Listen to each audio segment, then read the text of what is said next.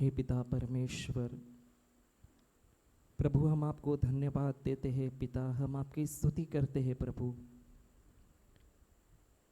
हम धन्यवाद देते हैं क्योंकि आपकी उपस्थिति यहाँ पर है। प्रभु हम आपको धन्यवाद देते हैं क्योंकि आप हमसे बहुत बहुत प्रेम करते हो। हम धन्यवाद देते हैं प्रभु कि आपने हमें कभी अकेला नहीं छोड़ा, बल्कि आप हमारे साथ हो। आपका आत्मा प्रभु हमारे साथ है, इसलिए हम आपको धन्यवाद देते हैं।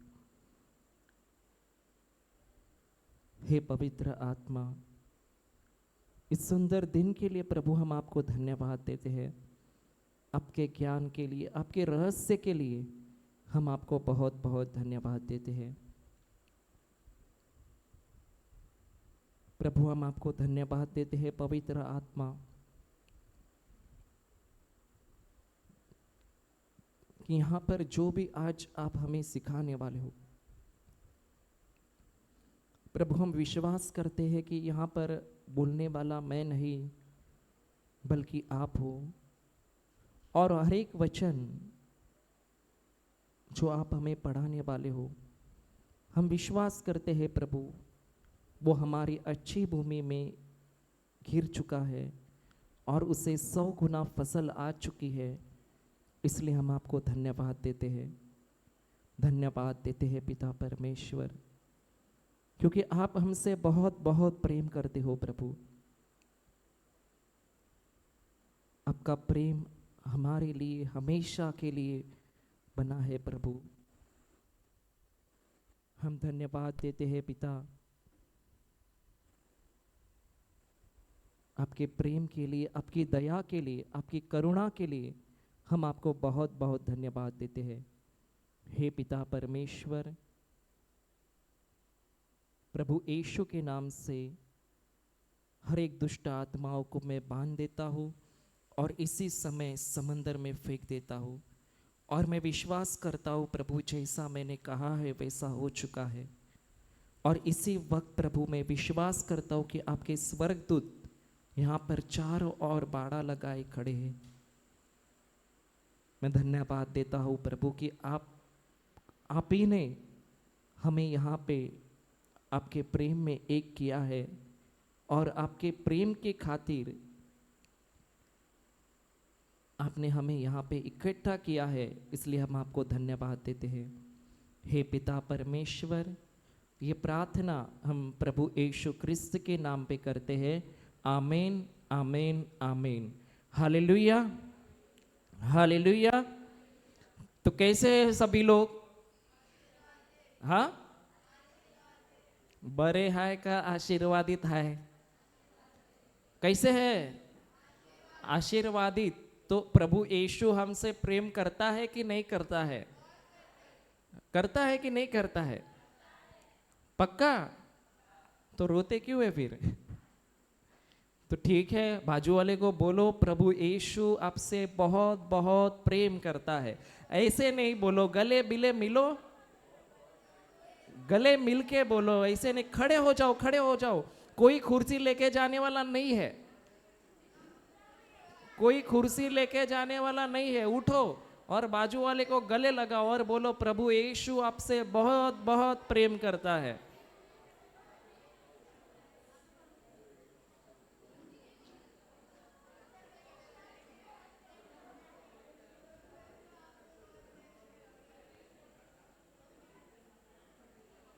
अरे शर्माओ नहीं, लगो लगो, काहे शर्मात है?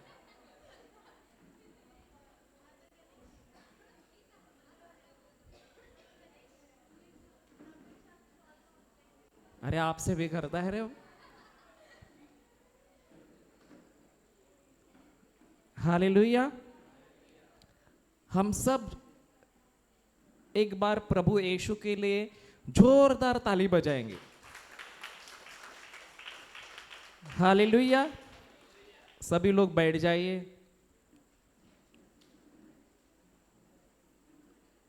मैं सवाल पूछूंगा, चलेगा ना? चलेगा कि नहीं चलेगा? मैरी को पहला पूछूंगा क्योंकि मैरी बोलती है तो इग्नोर करता है। तो आप लोगों को सुबह से अभी तक प्रभु ने क्या सिखाया? सुबह से लेके आप लोगों को प्रभु ने क्या सिखाया?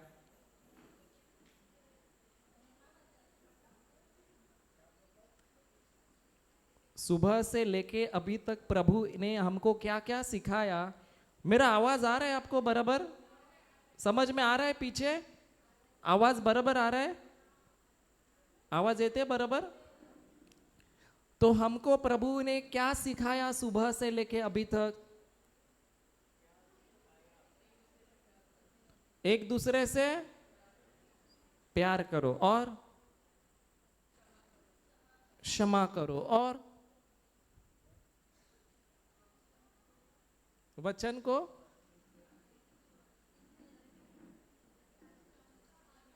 माइक माइक दो ना सिस्टर को। क्या सिस्टर?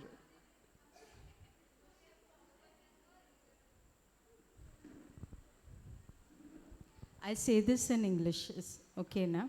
हाँ, सबके लिए ओके है ना? चलेगा, मेरे लिए भी ओके फिर। Externally and internally keeping the word of God works in mighty ways for us. Okay, praise the The Lord. word of God is very important for us to know that the promises are given to us. That is something I learned in praise the Lord. Brother Linton's session. Brother Linton session. Okay, और कोई थे सुबह से यहाँ पे? और कोई सुबह से थे यहाँ पे? मन से, हृदय से, शरीर से नहीं, शरीर से तो थे। और कुछ सीखा हमने? सीखा या नहीं सीखा? काय ताई काय शिकले तुम्ही सकाळपासून? काहीतरी आठवते का बघा? काही लक्षात येते का? काहीच नाही? प्रभुचा, प्रभु का हाथ हमारे ऊपर है, ठीक है। और क्या सीखे? बोलो बोलो बोलो, माइक दे दो। माइक में ही बोलना पड़ेगा, उनको भी सुनना है। वो देखो पीछे वाले भी सिस्टर बोल रहे मुझे सुनना है। बोलो।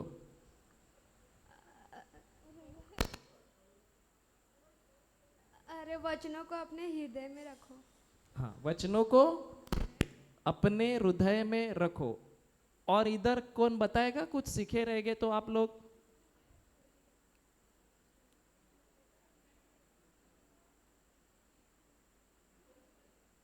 अच्छा ठीक है, हम एक वचन पढ़ेंगे। हम जाएंगे मरकुस की किताब अध्याय 4 का 1 में पढ़ेंगे। मरकुस का सुसमाचार अध्याय 4 वचन संख्या 1। मार्कचे शुभ वर्तमान अध्याय 4 वचन संख्या 1।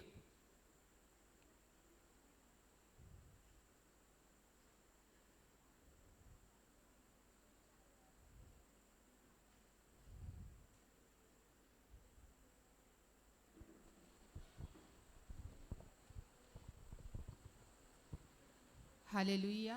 हालेलुया। वह फिर झील के किनारे उपदेश देने लगा और ऐसी बड़ी भीड़ उसके पास इकट्ठी हो गई कि वह झील में एक नाव पर चढ़कर बैठ गया और सारी भीड़ भूमि पर झील के किनारे खड़ी रही। अच्छा, इंग्लिश में पढ़ेगा कोई? मराठी में? इंग्लिश चाहिए, मराठी चाहिए? मराठी मध्ये वाचा कोणी?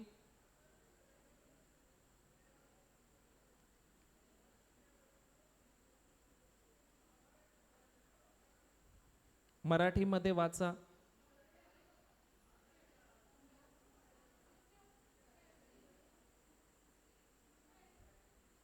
हा, मराठी इथे आहे.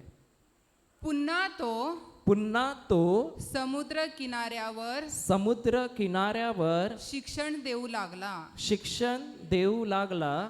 तेव्हा त्याच्याजवळ फार मोठा समुदाय जमला.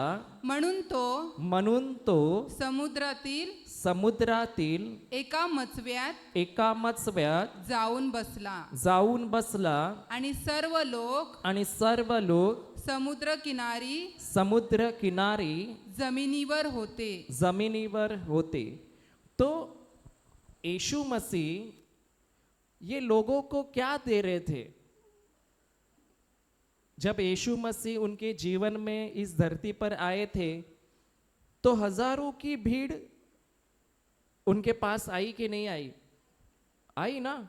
हजारों की संख्या में लोग उनके पास आ रहे थे, लेकिन यीशु के पास वो सामर्थ्य था कि वो लोगों को चंगा कर सकता था कि नहीं कर सकता था?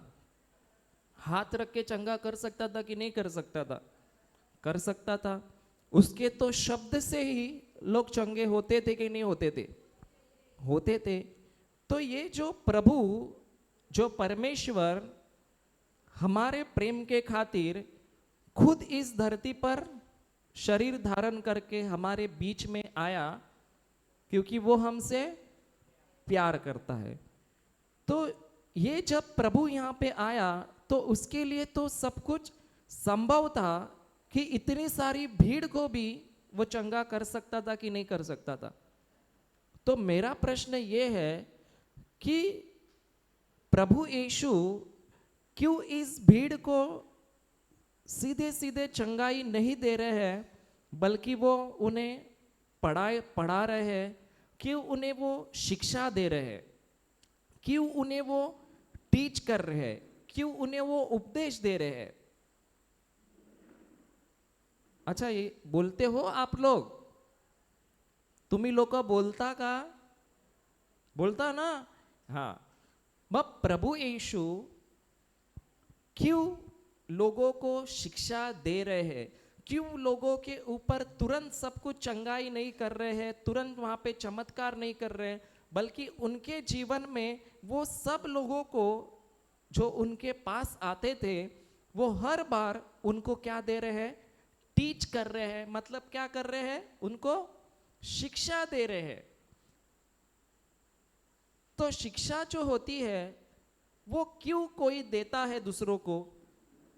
शिक्षा क्यों देता है कोई? वो सिखा है. और हाँ, तो शिक्षा जो देता है वो कौन होता है? गुरु होता है. और जो शिक्षा लेता है वो कौन होता है? जो शिक्षा देता है वो कौन होता है? गुरु होता है. और जो शिक्षा लेता है वो कौन होता है? चेला होता है, मतलब शिष्य होता है. और शिष्य किसे कहा जाता है? यहाँ पे कितने लोग प्रभु यीशु मसीह के शिष्य हैं? अरे बाकी के नहीं है. यीशु मसीह के शिष्य है या नहीं? नहीं है ना. तो शिष्य आप हो, इसका मतलब आप क्या हो? शिष्य का मतलब क्या है?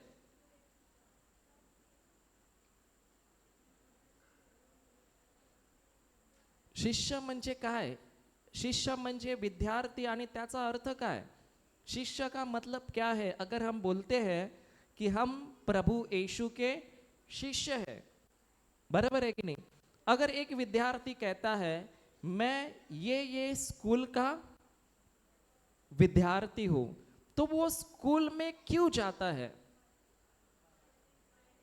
पढ़ाने के लिए, पढ़ने के लिए? अच्छा, पढ़ने के लिए. मुझे लगा पढ़ाने के लिए जाता है. पढ़ने के लिए जाता है ना.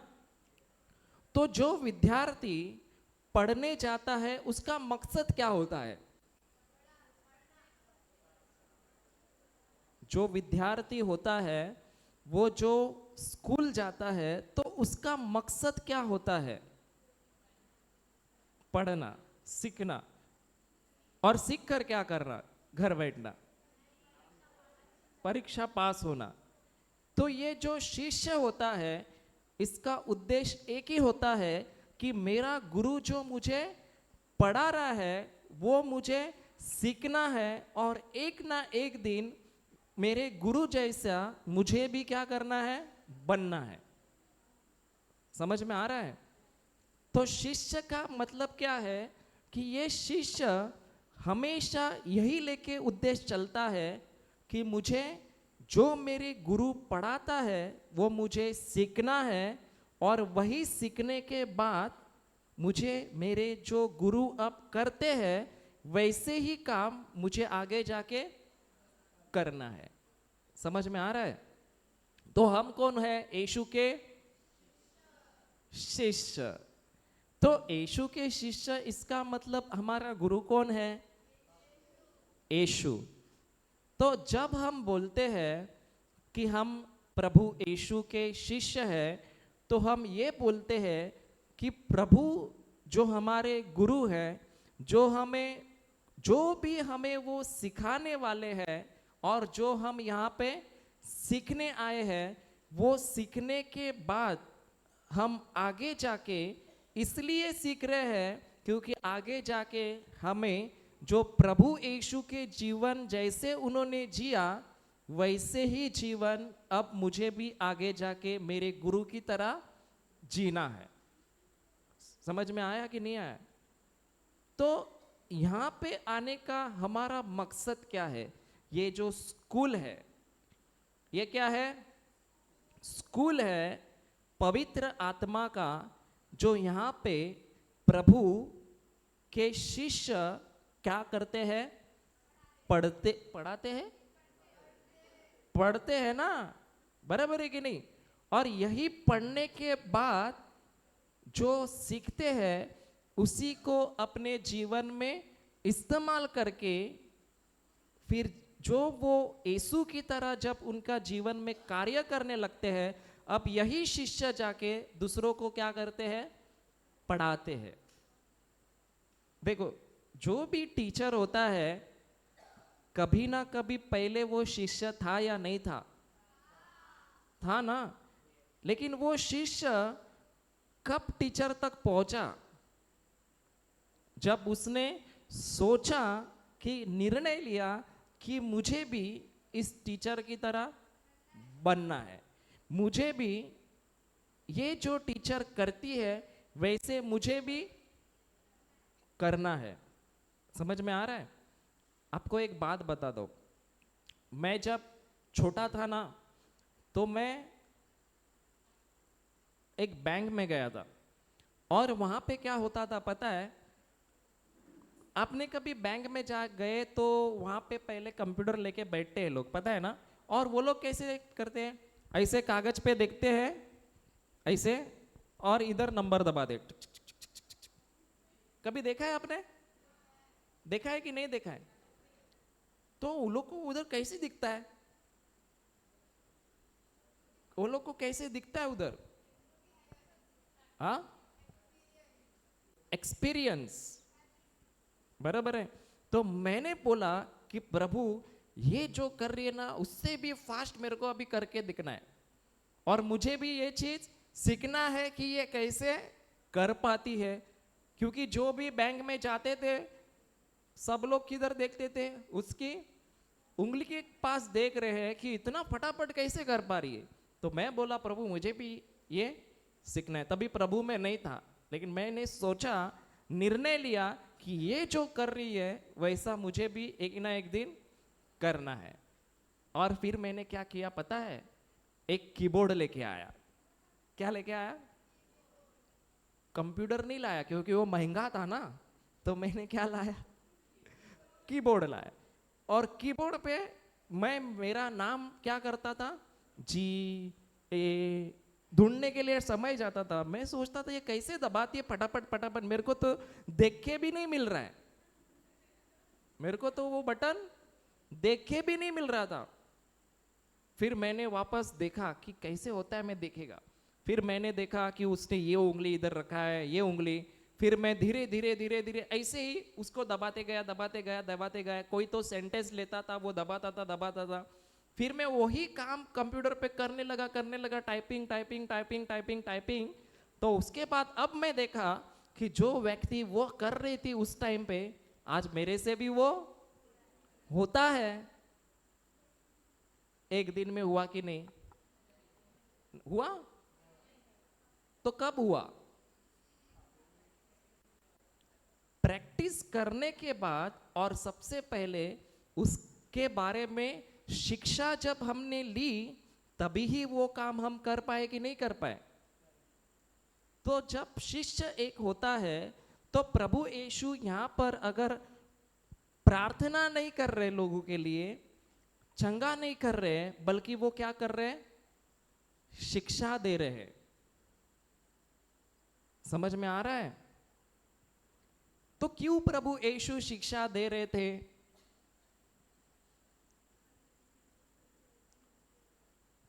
प्रभु यीशु शिक्षा क्यों दे रहे थे?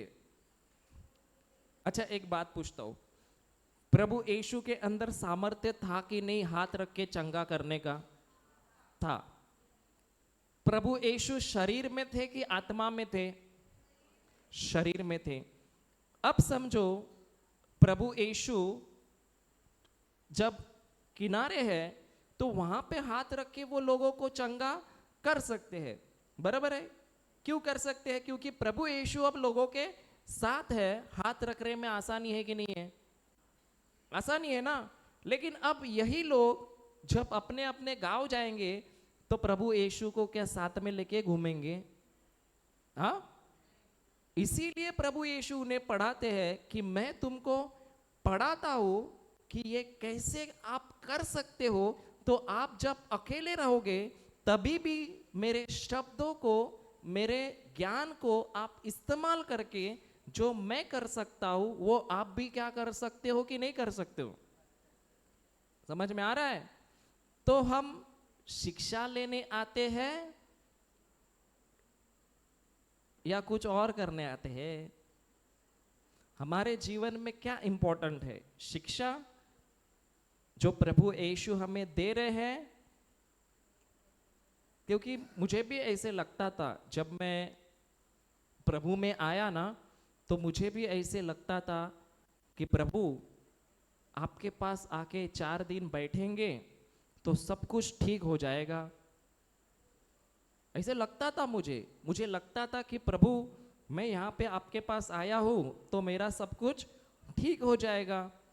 लेकिन मेरा समस्या ठीक नहीं होता था, उल्टा क्या होता था? बढ़ता था। क्यों बढ़ता था? प्रभु प्रेम नहीं करता था क्या? करते थे। लेकिन जो प्रभु मुझे सिखाते थे वो मैंने कभी उसको क्या बोलते हैं, सीखा नहीं, बल्कि मैं हमेशा दूसरों पर निर्भर था कि वो मेरे लिए पढ़ाई कर रहा है ना, तो वो मेरी सहायता कर सकता है। लेकिन प्रभु चाहता है कि हम खुद सीखे।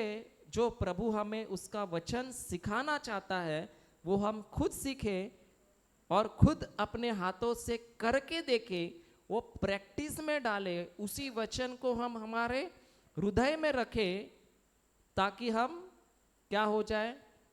प्रभु जैसे काम इस धरती पर कर सके। कितने लोगों को प्रभु जैसे काम करना चाहते हैं? चाहते हैं कि नहीं चाहते हैं? नहीं तो पता चला 100 साल इधर ही बैठना चाहते हैं। इधर ही बैठना है, एक ही जगह पे करना है ना।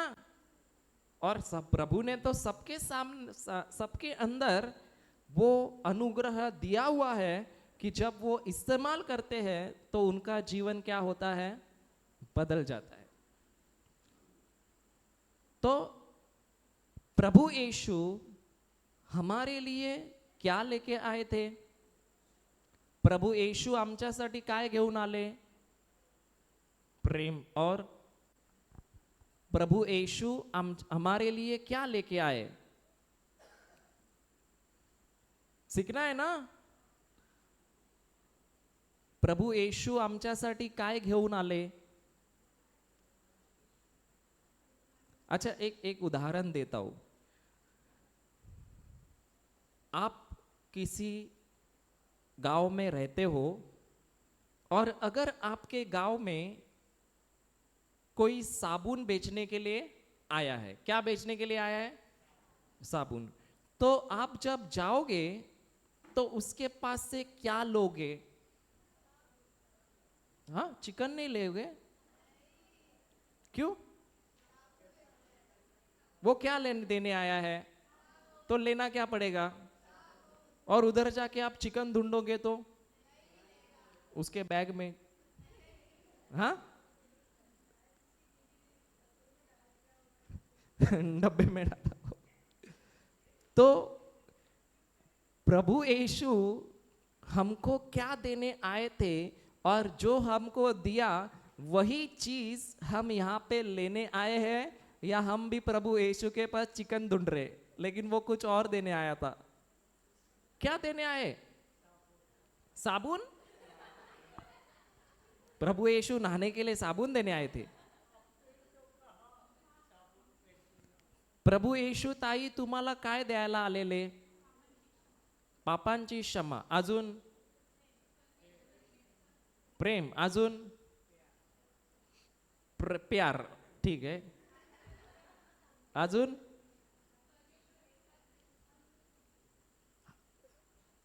कुछ तो बोली, लेकिन बराबर बोली, लेकिन थोड़ा डर डर के बोल रही है। बोल बोल बोल लवकर, जोरात। अनुग्रह, बरोबर बोली क्या? अरे बरोबर, अनुग्रह म्हणजे काय? कृपा ना, कृपा। अनुग्रह वो लड़की बोल रही है, बराबर बोली कि गलत बोली? अरे बोला, भूक लागली का?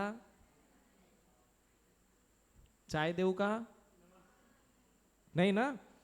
तो प्रभु यीशु हम देखेंगे। चलो देखो, जब तक हमें समझ में नहीं आएगा ना कि प्रभु यीशु हमारे लिए क्या लेके आए, हम जाएंगे और कुछ और ही मांग के लेके आते हैं। लेकिन जो चीज वो देने के लिए आए वो लेते ही नहीं है, इसीलिए प्रॉब्लम वैसे का वैसा ही रहता है। और हम प्रभु यही चाहते हैं कि जब हमारे जीवन में समस्या दिखती है तो जो प्रभु हमें देना चाहते हैं वही हमारे जीवन में लेके हम उस परिस्थितियों में से क्या करें? बाहर निकले। लेकिन अगर वो चीज हम यहाँ पे बैठ के ले ही नहीं रहे हैं, बल्कि हम और भी खड्डे में जाते हैं, तो हमारे अंदर गड़बड़ हो सकता है कि नहीं हो सकता है? फिर तो सबसे पहले हमें ये देखना है कि प्रभु यीशु यहाँ पे देने क्या आए और वो लेके क्या आए। बराबर है क्या नहीं? क्योंकि हम इधर भाग रहे हैं, उधर भाग रहे, ये चाहिए, वो चाहिए, वो चाहिए, वो चाहिए। हम जाते चंगाई दो प्रभु, आशीष दो प्रभु, ये दो प्रभु, वो दो प्रभु, लेकिन प्रभु यीशु देने क्या आए और आप मांग क्या रहे हो? प्रभु यीशु कहता है, मैं तो तुमको थाली देने के लिए आया हूं। वेज थाली, चिकन थाली, पता है? लंच, लंच में क्या क्या आता है? वो होटल में कभी जाते हैं ना हम लोग, तो क्या क्या आता है लंच में? कभी गए कि नहीं गए हैं? हाँ, गए हैं ना। मेन कोर्स बुफे में, मेन कोर्स में क्या आता है? रोटी, चपाती, राइस, दाल, गुलाब जामुन, दही, बहुत कुछ आता है कि नहीं? और पूरी भाजी मांगेंगे तो क्या आएगा? पूरी भाजी आएगा। गुलाब जामुन आएगा? गुलाब जामुन पूरी भाजी के साथ नहीं आएगा। तो हम लोग भी, प्रभु यीशु बोलता है, मैंने तुमको थाली दिया है, मैं तुम्हारे लिए थाली लेके आया और तुम मांगते हो पूरी भाजी। बराबर है कि नहीं है? तो प्रभु यीशु हम देखेंगे हमारे लिए क्या लेके आए थे। हम जाएंगे योहान का सुसमाचार अध्याय 1 का 17 में पढ़ेंगे। योहान gospel of John chapter 1 chapter 1 verse 17। योहान का सुसमाचार अध्याय 1 वचन 17। हाँ पढ़िए, कौन पढ़ेगा? इसलिए कि व्यवस्था तो मूसा के द्वारा मूसा के द्वारा दी गई, परंतु अनुग्रह और सच्चाई यीशु यीशु मसीह के द्वारा पहुंची। पहुंची। मराठीमध्ये वाचा। कारण नियमशास्त्र मोशेच्या द्वारे देण्यात आले होते। कृपा व सत्य हे येशू ख्रिस्ताच्या द्वारे आले। तो वापस हिंदी में पढ़िए। इसीलिए कि व्यवस्था तो मूसा के द्वारा दी गई, परंतु अनुग्रह और सच्चाई यीशु मसीह के द्वारा पहुंची। क्या पहुंचे? यीशु मसीह के द्वारा इस संसार में दो ही चीज हमको मिली। क्या मिली? क्योंकि उद्धार तो फल है, चंगाई फल है, आशीष फल है, लेकिन जड़ क्या है? अनुग्रह और सच्चाई। तो हम जो प्रभु यीशु के पास आते हैं, तो जब तक हम इस अनुग्रह को लेंगे नहीं और इस सत्य को जानेंगे नहीं, तब तक हमारे जीवन में जो प्रभु ने हमें दिया है वो हम कभी देख सकते हैं क्या? नहीं देख सकते। तो सबसे पहले तो हमें ये जानना है कि अनुग्रह क्या है और सत्य क्या है। क्योंकि जब तक हम हमारे जीवन में इस अनुग्रह को और सत्य को नहीं जानेंगे, तब तक हम पूरी भाजी ही खाते रहेंगे। सही है कि नहीं है? तो अभी कितने लोगों को पूरी भाजी खाना है? जोर से बोलो हालेलुया। अभी भी पूरी भाजी खाना है कि थाली खाना है? तो प्रभु यीशु क्या देना चाहते हैं? अनुग्रह और सच्चाई, मतलब पूरी की पूरी थाली है। और फिर भी हम बोलते हैं हमको चाहिए पूरी भाजी। सही है कि नहीं? तो अनुग्रह और सच्चाई कौन देने आए हमें? और दे भी दिया, लेकिन आपने लिया? प्रभु यीशु ने हमें क्या दिया? अनुग्रह और सच्चाई, लेकिन क्या हमने लिया? मैंने तो लिया। जब मुझे पता चला ना ये अनुग्रह और सच्चाई के बारे में, मैंने तो सोचा कि प्रभु ये इतना बड़ा खजाना है कि जो कोई मूर्ख ही होगा जो इसको छोड़ देगा। बराबर है कि नहीं? और मैंने जब प्रभु यीशु के बारे में, अनुग्रह के बारे में समझा, तो मुझे पता चला कि ये अगर हमारे जीवन में हम इस्तेमाल करेंगे, इस अनुग्रह को जानेंगे ये क्या है, तो हमारा जीवन क्या हो जाएगा? एक अलौकिक, मतलब सुपरनैचुरल हो सकता है कि नहीं हो सकता है? हो सकता है कि नहीं हो सकता है? तो अनुग्रह का मतलब क्या है? कौन बताएगा? अनुग्रह, कृपा म्हणजे काय? अनुग्रहाला मराठीमध्ये काय म्हणतात? कृपा। आणि कृपाला हिंदीमध्ये काय म्हणतात? अनुग्रह. तर अनुग्रह म्हणजे काय? कृपा. आणि कृपा म्हणजे काय? अच्छा, नहीं, इंग्लिश पसंद नहीं है. इंग्लिश बोलायचं. अच्छा, डेफिनेशन क्या है, अर्थ क्या है अनुग्रह का? देखो हम समझेंगे ना, इसीलिए प्रभु यीशु ना शिक्षा दे रहे थे. क्यों शिक्षा दे रहे थे?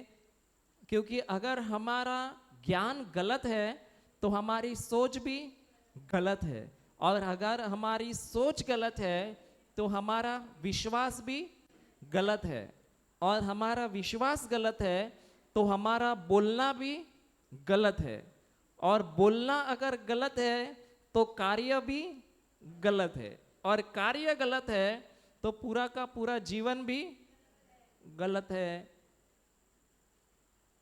तो सही ज्ञान होना हमें जरूरी है या नहीं है? है ना? तो सही ज्ञान है तो विश्वास भी, सोच भी क्या है? सही है. विश्वास भी क्या है? सही है. बोलना भी क्या है? सही है. और कार्य भी क्या है? सही है. और जीवन भी क्या होगा? सही होगा. इसीलिए हर एक शब्द जो हमें प्रभु सिखा रहे हैं, वो हर एक शब्द हमारे जीवन के लिए बहुत बहुत क्या है? कीमती है. सही है कि नहीं है? तो अनुग्रह का मतलब क्या है? थोड़ा इस पे प्रेशर डालो, सोचो सोचो सोचो, मेरे लिए भी सोचो. अनुग्रह का मतलब क्या है? कृपा म्हणजे काय?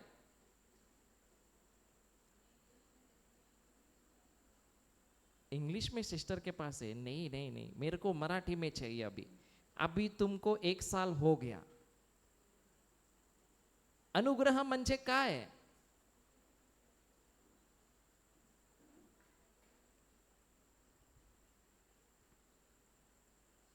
अच्छा देखो, बुक में किधर, किताब में लिखा है तो देखो. किताब में किधर लिखा है तो देखो, गलती से लिखा रहेगा तो.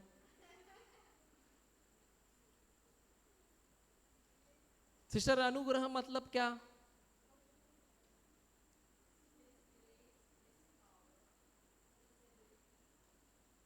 हाँ हाँ, बोलिए बोलिए बोलिए.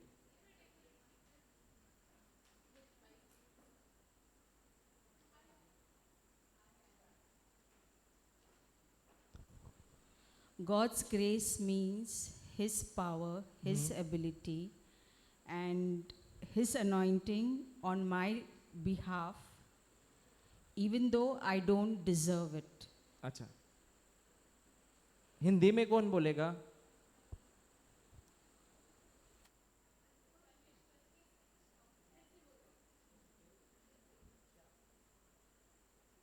हाँ बोलो बोलो. देखो, जिसको अनुग्रह का डेफिनेशन लिखना है लिख के लो, क्योंकि अगर हम अनुग्रह को नहीं समझते, कृपा को नहीं समझते, तो हमारा फल ही गलत हो जाएगा.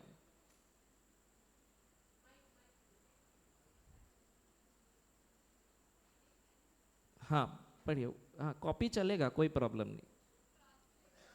अच्छा, ट्रांसलेट कर दे, चलेगा. लिखे लो. परमेश्वर को अपनी शक्ति, एक मिनट और लिख रहे ना. लिखे लो लिखे लो.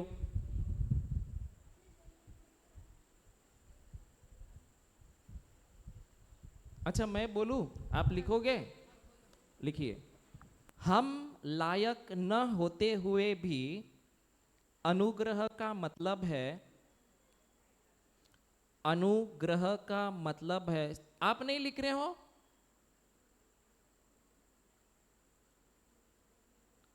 वो सिस्टर कुछ देंगे नहीं आपको लिखा हुआ, मैं बोलता हूं.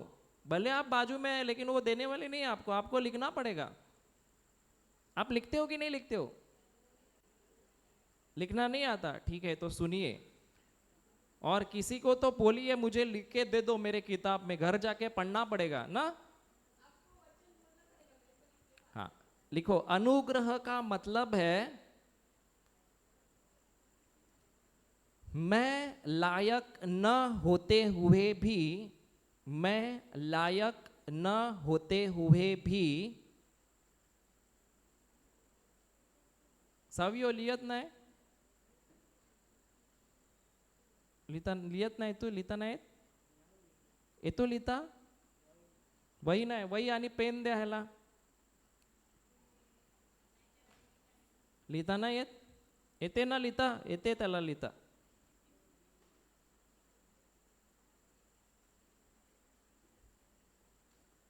जो भी आज हम पढ़ रहे हैं ना, मैं कल पूछूंगा,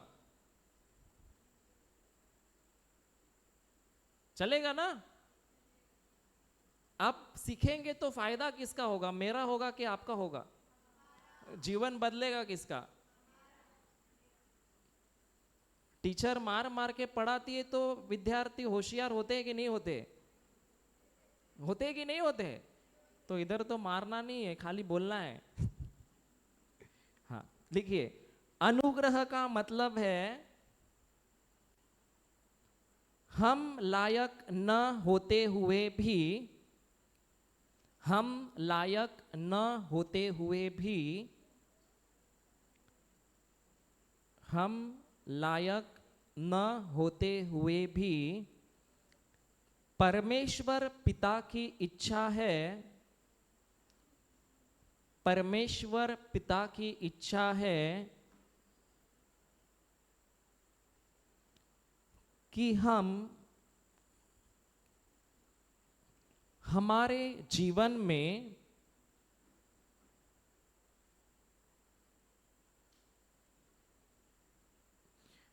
उसका सामर्थ्य, उसकी क्षमता,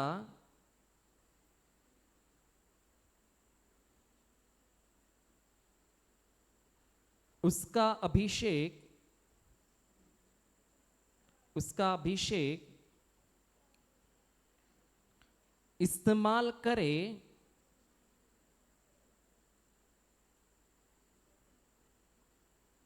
ताकि हम इस्तेमाल करें ताकि हम इस संसार में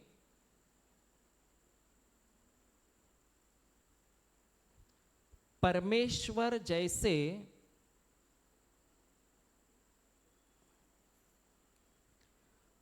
कार्य कर सके.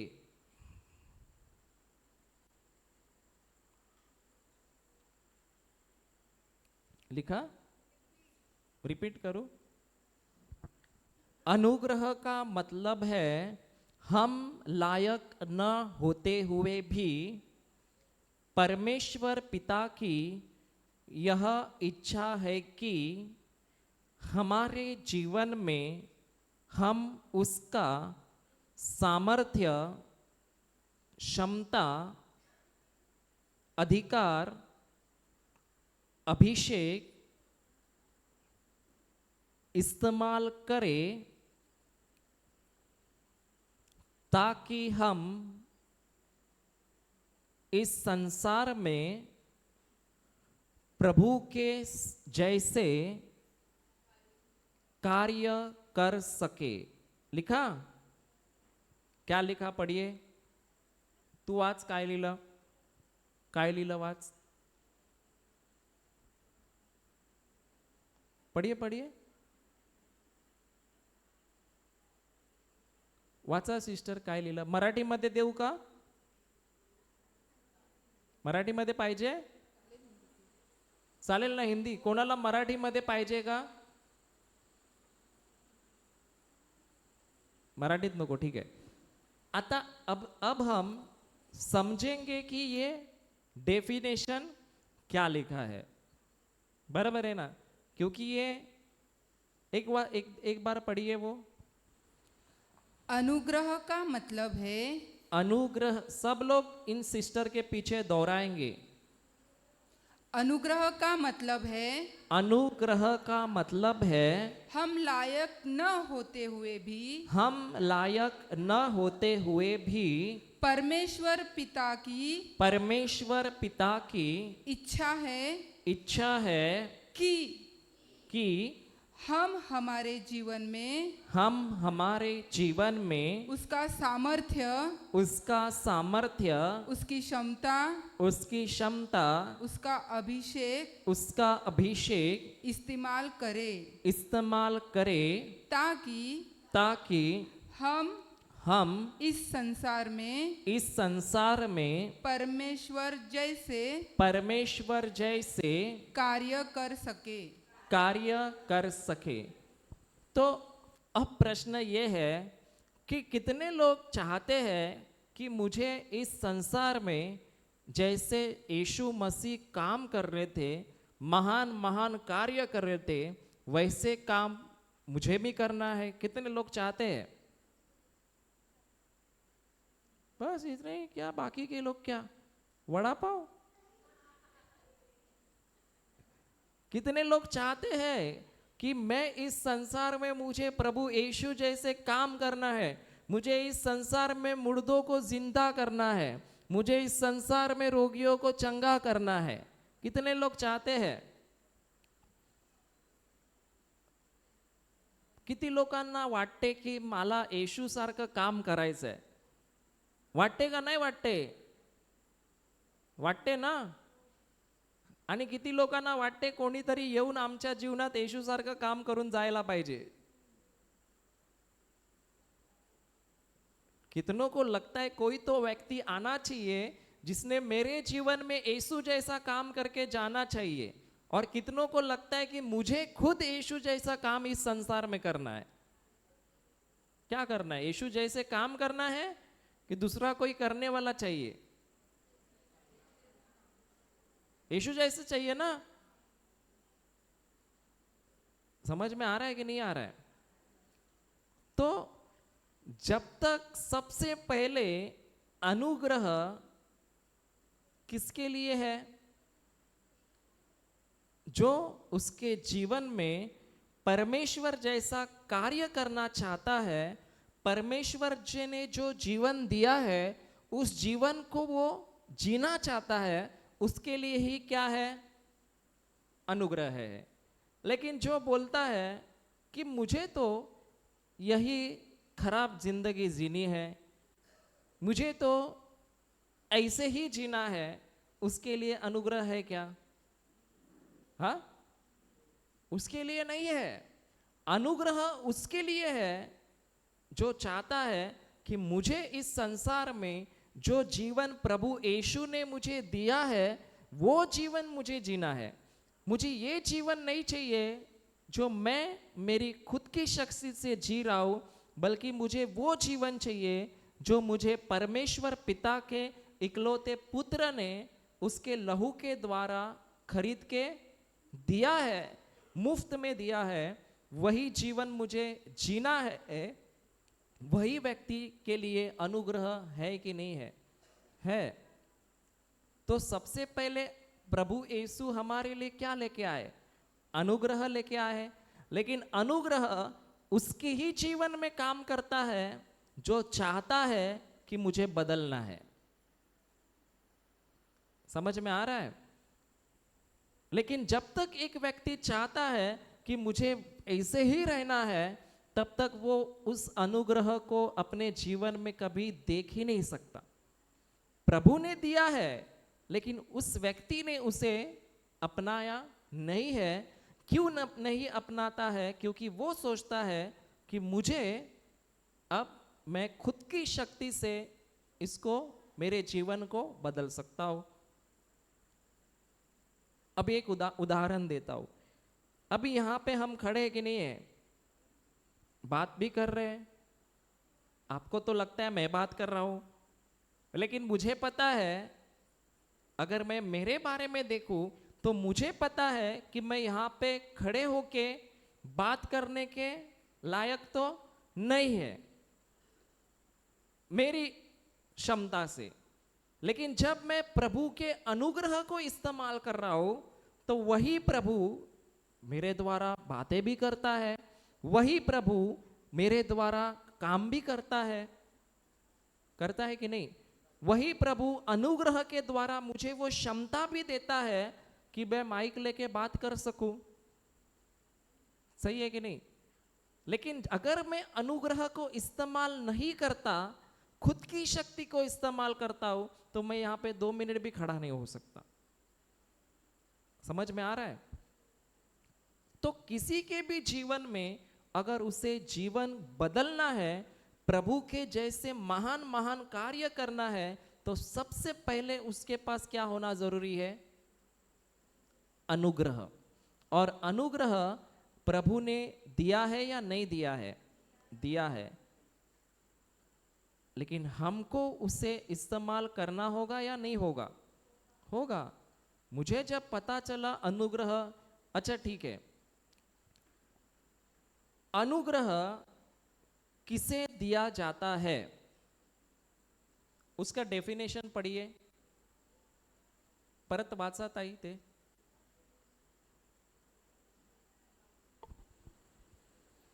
अनुग्रह का मतलब है, अनुग्रह का मतलब है हम लायक न होते हुए भी, हम लायक न होते हुए भी, हम लायक न होते हुए भी। इसका मतलब क्या है?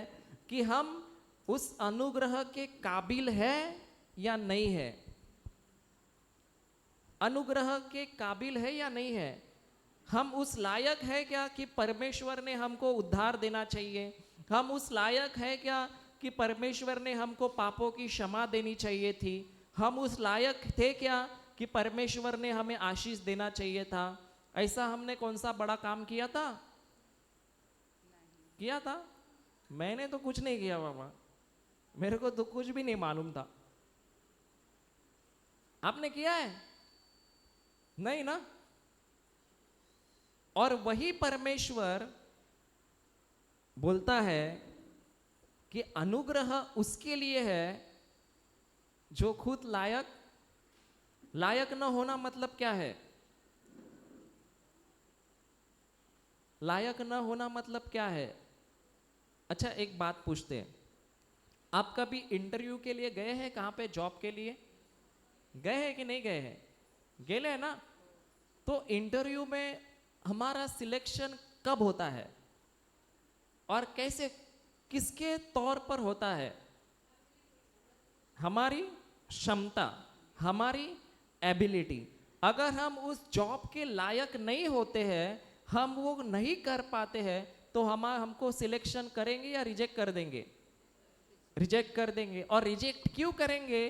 क्योंकि हमारी लायक की नहीं है, हम उस जॉब को नहीं कर सकते। तो अनुग्रह भी प्रभु कहता है उनके लिए है जो खुद की क्षमता से कुछ कर नहीं सकते। आप खुद की क्षमता से पापों पर विजय पा सकते हैं क्या? कोई खुद की क्षमता से पा सकता है? नहीं।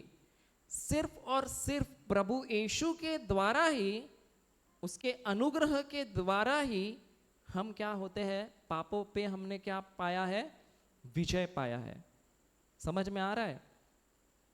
तो हम लायक है, इसीलिए प्रभु हमें अनुग्रह देता है।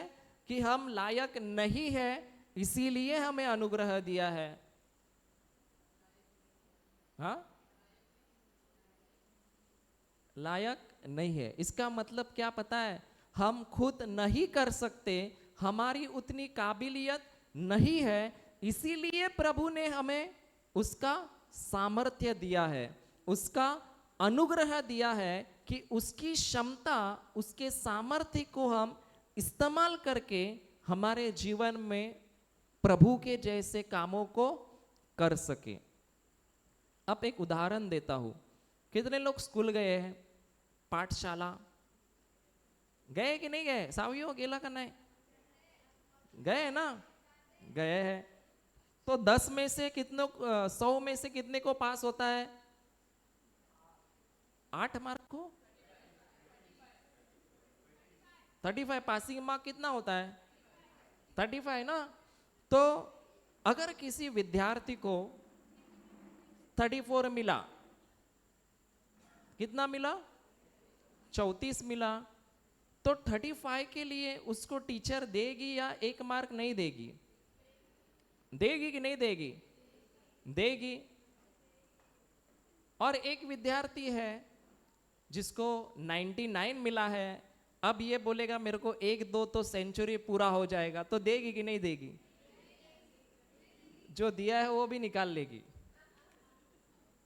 बराबर है ना? तो अब जब इसे टीचर ने 1 मार्क फुकट में दे दिया, अब इसने पढ़ाई नहीं की थी इसलिए इसको कितना मिला? 34 मिला, बराबर है। लेकिन टीचर ने ये पढ़ाई नहीं किया तो इसके ऊपर खुश होना चाहिए, खुश होके 1 मार्क देना चाहिए था या नहीं देना चाहिए था? नहीं देना चाहिए था, क्योंकि पढ़ाई नहीं किया इसलिए ना। लेकिन फिर भी टीचर ने उसके प्रेम के खातिर क्या कर दिया? 1 मार्क मुफ्त में दे दिया। अब उसने कुछ अच्छा काम किया था इसलिए उसे 1 मार्क दिया गया, कि वो टीचर के प्रेम के खातिर फुकट में उसने दिया? हाँ? और उस मार्क को क्या बोलते हैं टीचर? ग्रेस मार्क ना। तो ग्रेस मार्क किसको दिया जाता है? जो 100 में से 34 निकालता है उसको, कि 100 में से 99 निकालता है उसको? 100 में से 99 निकालते हैं। तो मैं इधर खड़ा ही नहीं हो पाता था, मैं तो बाबा 34 वाला हूं। 100 में से 34, इसलिए प्रभु बोलता है ले ले, कोई बात नहीं, पास हो जाएगा, बराबर है ना? आप 34 वाला है कि 99 वाला है? पूछो पूछो, बाजू वाले को हिला के पूछो, भाई 34 वाला है कि 99 वाला है?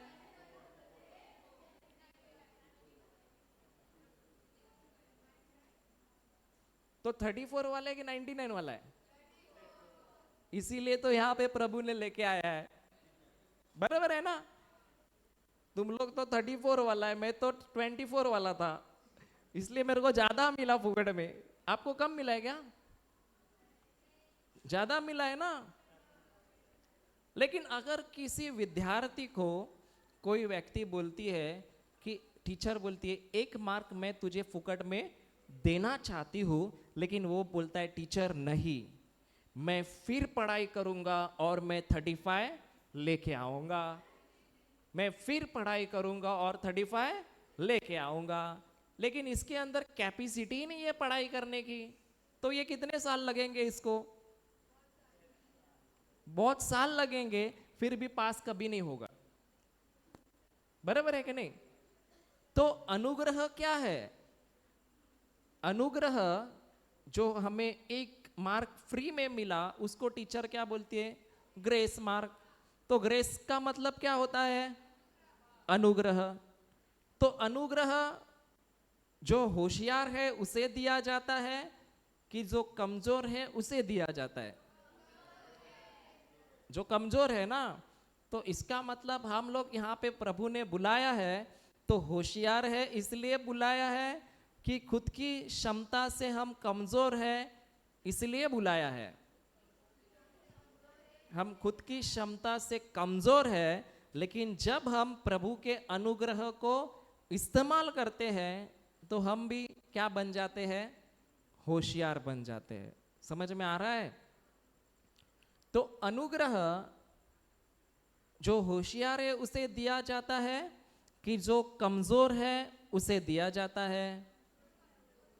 तो हम लोग कौन हो गए? कमजोर। तो इसका मतलब यहां पे जितने भी प्रभु बुलाता है वो तो सब लोग भंगार बाटली वाले हो गए, बराबर है कि नहीं है? हाँ, तो हम लोग कौन है? भंगार बाटली। कौन है भंगार बाटली वाला? है कि नहीं है? एक फ्रिज का दरवाजा टूटा है, टीवी का कांच टूट गया है, ओवन का कांच टूट गया है, वो सब किधर लेके आया है? प्रभु ने खुद के शॉप में लेके आया है। और वही प्रभु अब अनुग्रह को इस्तेमाल करके जो टूटा फूटा है उसको क्या करता है? सही करता है, जोड़ता है। और वही प्रभु अब इसी व्यक्ति को जो भंगार बाटली वाला है वही प्रभु अनुग्रह देके अब इसी व्यक्ति को खुद के राज्य के लिए बड़े बड़े काम करने के लिए इस्तेमाल करता है कि नहीं करता है? करता है ना? हाँ। तो अनुग्रह फुकट में दिया जाता है या उसके लिए मेहनत किया जाता है? अनुग्रह फुकट है कि मेहनत किया जाता है? फुकट है ना? लेकिन आप लेते हो कि नहीं लेते हो फुकट वाला? हमको क्या सिखाया है? मेहनत करेगा तो ही मिलेगा। बराबर है कि नहीं? जब तक मैं मेहनत ना करूं तब तक मुझे कुछ मिलने वाला नहीं है। लेकिन प्रभु कहता है मेहनत नहीं करना है, मैंने मेहनत कर दिया है और तुमको कमा के मैंने पहले फुकट में दे दिया है। और क्यों दिया है? टीचर क्यों 1 मार्क मुफ्त में देती है? क्योंकि वो बच्चे से प्रेम करती है। समझ में आ रहा है? तो हमें भी प्रभु ने अनुग्रह क्यों दिया है? क्योंकि वो हमसे क्या करता है? प्रेम करता है। तो जब मुझे पता चला कि मुझे तो अब कोई बात करने की जरूरत नहीं है, बल्कि उसी अनुग्रह को लेके मुझे अब मेहनत करना है कि मैं कैसे इस अनुग्रह पर विश्वास कर सकूं। तो अनुग्रह प्रभु का प्रेम है कि नहीं है? अनुग्रह प्रभु का प्रेम है कि नहीं है? है ना? क्योंकि हमने अच्छा काम किया कि हम गलत थे फिर भी उसने हमसे प्रेम किया। हम गलत थे, हमने कोई सही काम नहीं किया था, हम पाप में डूबे हुए थे, फिर भी हमारे यीशु ने उसके प्रेम के खातिर हमें वो अनुग्रह दिया कि नहीं दिया? तो हमने हमारी मेहनत से कमाया कि प्रभु ने प्रेम के खातिर दिया हुआ तोहफा है? तो लिखिए, अनुग्रह अनुग्रह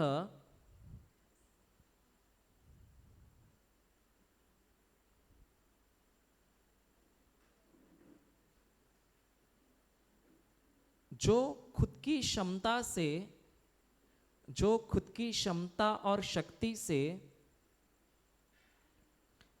कमजोर है,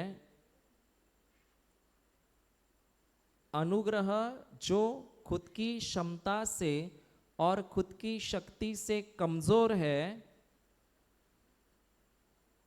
उसे दिया गया है।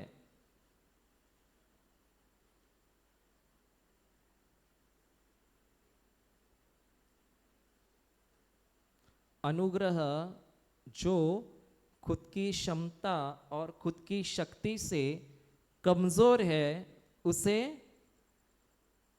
दिया गया है।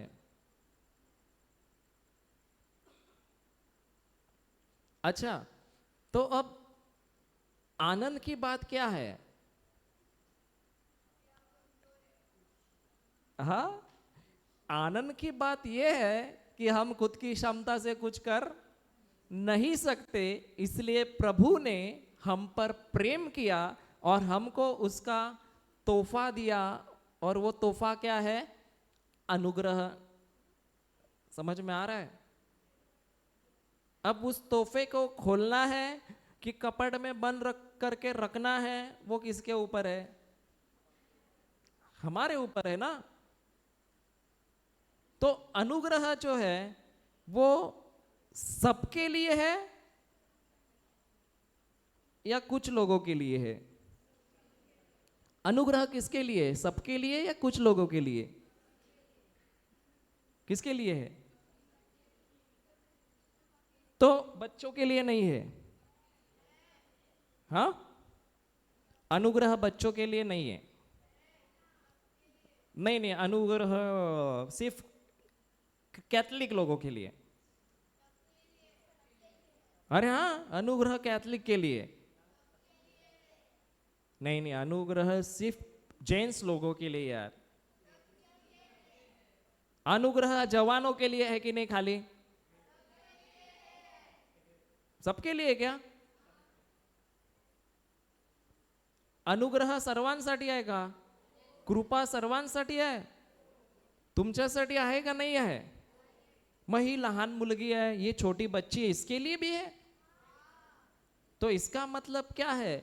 अगर ये छोटी बच्ची होने के बावजूद इसके लिए भी अनुग्रह है, तो इसका मतलब ये छोटी है, तो छोटी होके भी मुर्दों को जिंदा कर सकती है कि नहीं कर सकती है? कर सकती है। अगर कोई बूढ़ा है तो वो भी अनुग्रह को अगर इस्तेमाल करे तो वो भी बड़े बड़े काम कर सकता है कि नहीं कर सकता है? कर सकता है ना। और सबसे आनंद की बात क्या है पता है? हम गलत होने के बाद भी प्रभु ने हमें तोहफे में दे दिया है। अच्छा, एक बात पूछता हूं, तोहफे में और मेहनत करके कमाने में क्या फर्क होता है? तोहफा क्या होता है? तोहफा एक गिफ्ट होता है। सावियो खुश हो गया, तोहफा बोला तो किसी को तो दिया है सावियो ने तोहफा। हाँ, सांता क्लॉस। लेकिन तोहफा क्या होता है? आपने कभी तोहफा दिया आपको किसी ने? मुफ्त होता है। पति ने कभी दिया होगा ना। मेरी पत्नी ने तो दिया था हीरे का अंगूठी। आपको किसी ने तोहफा नहीं दिया?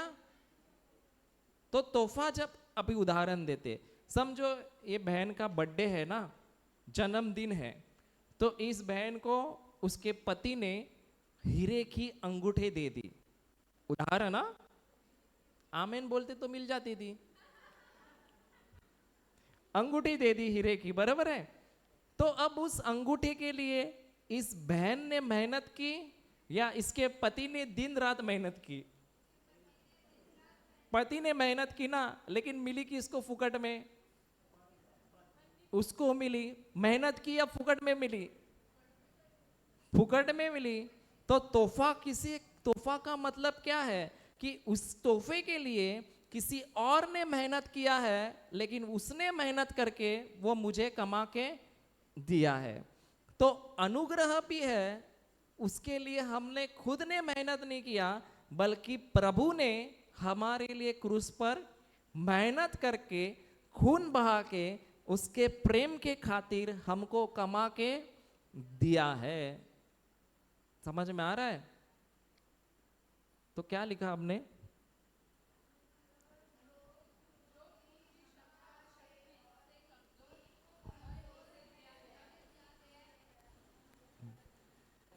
तो हमेशा याद रखना है, जब भी हमें परेशानी आती है तो हमें डरना है कि प्रभु के अनुग्रह को की ओर जाना है। क्या लगता है? जब भी समस्या आती है, सबसे पहले प्रभु के अनुग्रह को खोजना है कि प्रभु का अनुग्रह इस समस्या के बारे में क्या कहता है। समझ में आ रहा है? आप एक उदाहरण देता हूं, चलो दू क्या? दू ना। मैं जब प्रभु में आया ना, तो मुझे बहुत बहुत कर्जा था। क्या था? आप लोगों को कभी नहीं होगा, कर्जा था। तो अब मुझे पता है कि मैं मेरी खुद की शक्ति से ये कर्जा कितना भी मेहनत किया तो भर नहीं सकता। तो अभी अगर मुझे पैसे चाहिए ना, तो इस पैसों को मुझे पता है कि मैं मेहनत करूंगा तो कुछ नहीं होने वाला है। जब तक मेरे जीवन में अनुग्रह नहीं है, मेरे जीवन में कुछ होने वाला नहीं है। लेकिन प्रभु का अनुग्रह क्या कहता है पता है? दो तो तुम्हें भी दिया जाएगा। मैंने बोला प्रभु, मैं तो मेरी शक्ति से कुछ कर नहीं सकता, लेकिन इतना पता है जब आपने बोला है दो तो तुम्हें, तो मैंने क्या किया? प्रभु का अनुग्रह इस्तेमाल किया, देते जाओ। और आज के टाइम पे मैंने देखा जब उसी वचन को इस्तेमाल किया, वही अनुग्रह को, उसकी क्षमता को इस्तेमाल किया, तो बिना जॉब का मेरा इतना सारा कर्जा चुकता हो गया। किसकी क्षमता से? मेरी या प्रभु की? प्रभु की।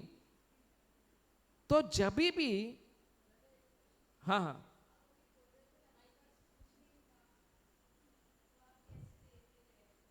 मैं, अच्छा मैं बताता हूं आपको। आप अभी बोल रहे थे कि हाँ, हाँ। आपके पास कर्जा था हाँ हाँ और आपको ये वचन पता चला, हाँ हाँ, तो आप क्या दिया जब आपके पास कुछ है नहीं? अच्छा ठीक है, मैं बताता हूँ। अब मुझे, जब मैं काम करता था तभी, तो मुझे 10,000 रुपया सैलरी मिलता था। कितना? सॉरी, 12,000 रुपया। और काट बीट के ऐसे 11,500 तक हाथ में आता था। तभी मैं, मेरा सैलरी का 40 to 50% क्या करता था?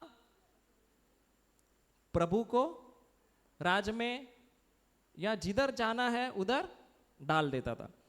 मेरी शादी हुई थी, एक बच्ची थी, और 11,500 में अगर मैं 50 to 40% किसी को देता हूं, तो क्या लगता है आपको, उसके पास उसको घर चलाने के लिए पैसे हो सकते हैं क्या महीना भर?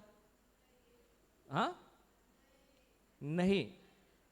लेकिन फिर भी मैं भले भूखा रहता था, वड़ा पाव खाता था, लेकिन फिर भी मैंने सोचा कि अगर प्रभु ने बोला है तो मुझे ये चीज करना है।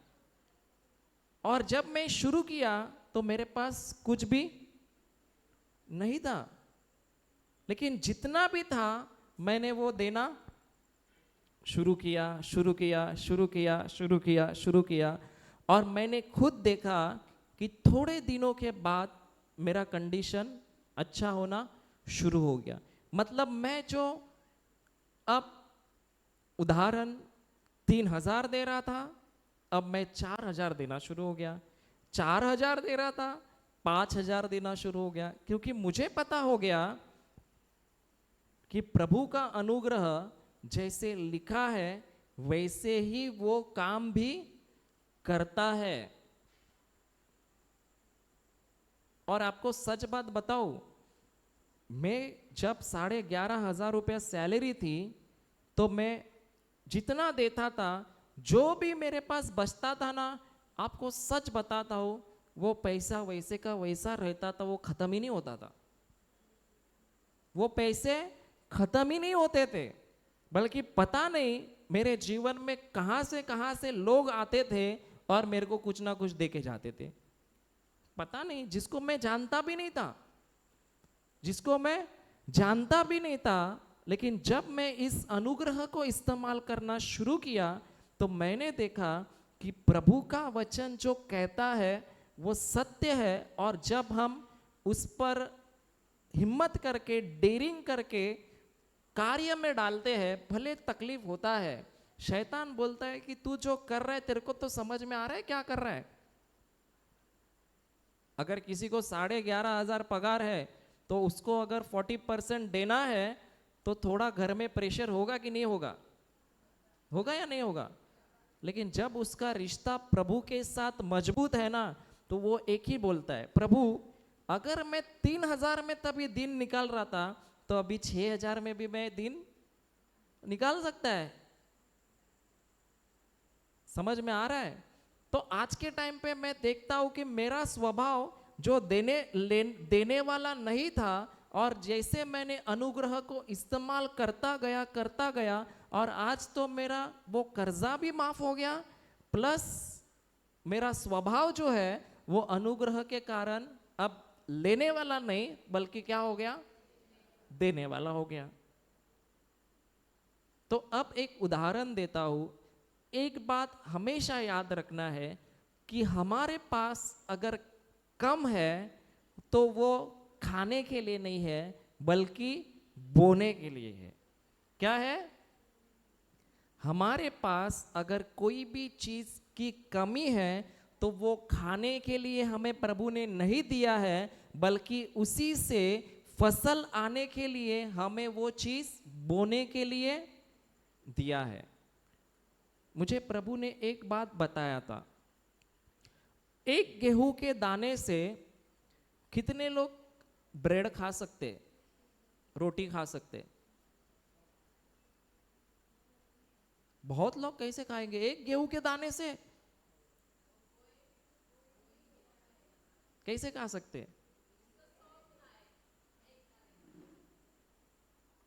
एक दाना अगर एक किसान के पास है, समझो एक मुट्ठी भर चावल उस किसान के पास है, तो वो क्या करेगा मालूम है? अगर वो होशियार किसान है तो वो बोलेगा मैं इसमें से इतना सा खाता हूं और ज्यादा से ज्यादा मैं पहले क्या करता हूं, जमीन में बो देता हूं। अब जब ये बोएगा तो यही जो उसने बोया है उसका फसल एक ही मुट्ठी के तीर इतना आएगा कि 100 गुना आएगा, 100 गुना आएगा। और जब इसे पता चल जाता है कि बोने से फसल आ रहा है तो ये बोलेगा भले मैं 1 महीना कम खाना खाऊं, लेकिन मैं 100 गुना आया हुआ मैं 99 बो देता हूं और एक मेरे लिए रखता हूं, और बाद में जब देखता हूं 99 का 100 गुना कितना हो जाएगा? 1000 गुना होगा। 1000 होगा कि नहीं? तो एक मुट्ठी चावल से जब वो व्यक्ति बोना शुरू कर देता है तो फसल इतनी आती है कि वो बाद में उसके पास रखने के लिए भी जगह नहीं है। समझ में आ रहा है? लेकिन जब पहले बोता है तो उसको थोड़ा तकलीफ होगा या नहीं होगा? होगा ना, क्योंकि हमको भी पता है जब हम बोते थे तो हमें नहीं पता था कि आगे क्या समस्या आएगी, हमें नहीं पता होता था कि आगे पैसे की जरूरत किधर लगने वाली है, हमें नहीं पता था। लेकिन हम पूरा सिर्फ और सिर्फ प्रभु पे निर्भर थे कि प्रभु अगर आपने बोला है तो मैं नहीं जानता आगे क्या होने वाला है, लेकिन इतना जानता हूं कि आप मुझे कभी झूठ नहीं बोल सकते। समझ में आ रहा है? तो जब हमने ये चीज को दोहराया, और मैं सच बोलता हूं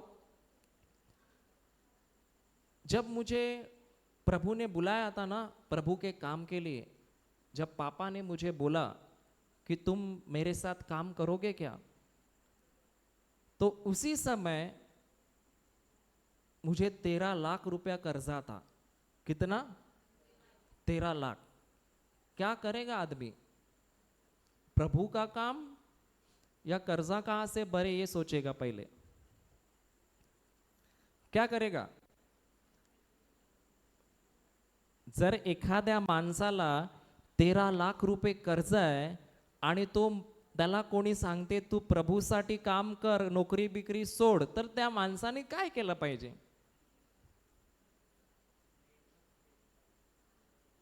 अरे बोलो, कुछ समझ में आ रहा है कि नहीं आ रहा है? अच्छा हिंदी कभी इंग्लिश में कैसे बोलूं मैं?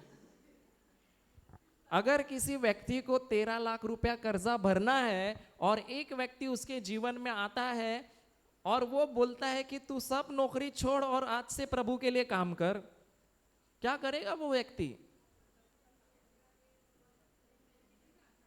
हाँ, अरे ये लोग ही टेंशन में आया लग रहा है मेरे को तो। समझ में आ रहा है?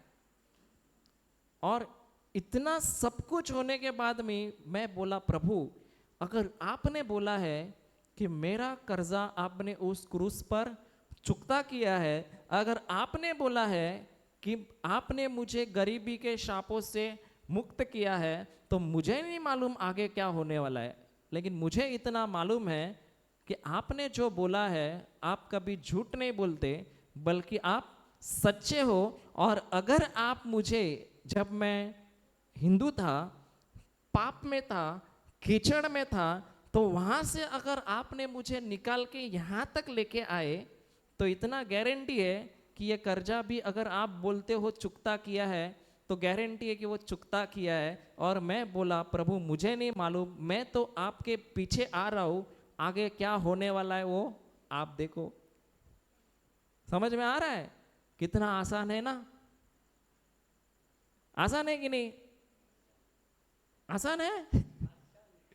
आपको पता है, एक साल तक जब मुझे बोला गया कि आ जाओ और मैं प्रीचिंग भी करता था ना, तो भी मेरे रिश्तेदार लोग मुझे बहुत फोन पे फोन करते थे।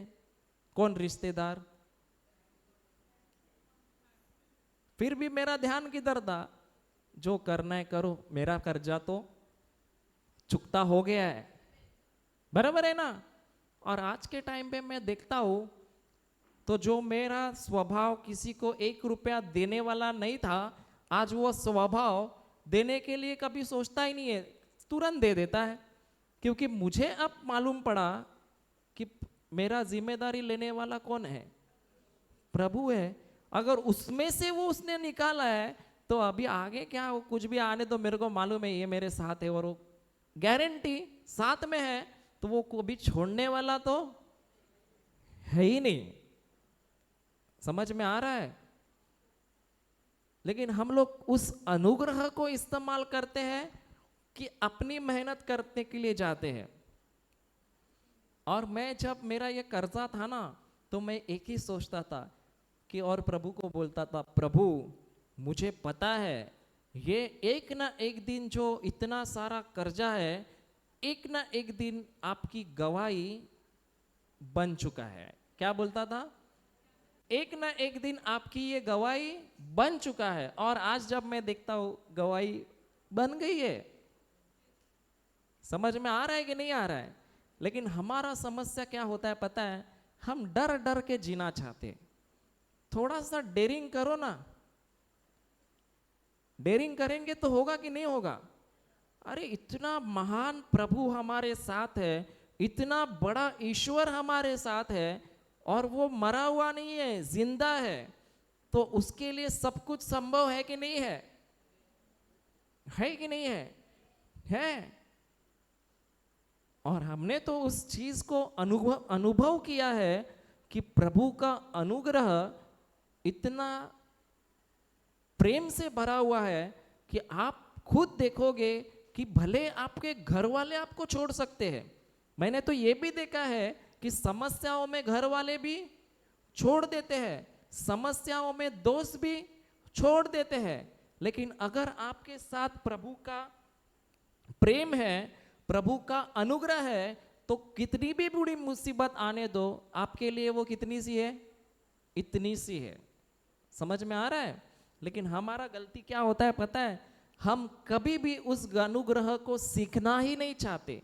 अगर हम सीखेंगे तो गारंटी है, जैसे प्रभु मेरे जीवन में काम किया, वैसे आपके जीवन में भी नहीं कर सकता क्या? कर सकता है। लेकिन थोड़ा सा डेयरिंग, विश्वास और धीरज रखना पड़ेगा कि नहीं? पड़ेगा कि नहीं? अगर मैं ऐसा बोला होता तो प्रभु कल के कल मेरा सब कर्जा भर दो, मैं परसों तुरंत आ जाता हूं। हाँ, पहला मेरे को दिखाओ सब कर्जा भरा हुआ, फिर मैं आ जाऊंगा। तो क्या होता था? आपको पता है कभी कभी तो मैं प्रवचन करता था, लेकिन खुद रात को सोता नहीं था, क्योंकि इतना मेल आता था वो लोग का, वही पढ़ते बैठ के देता था। क्या हो गया रे?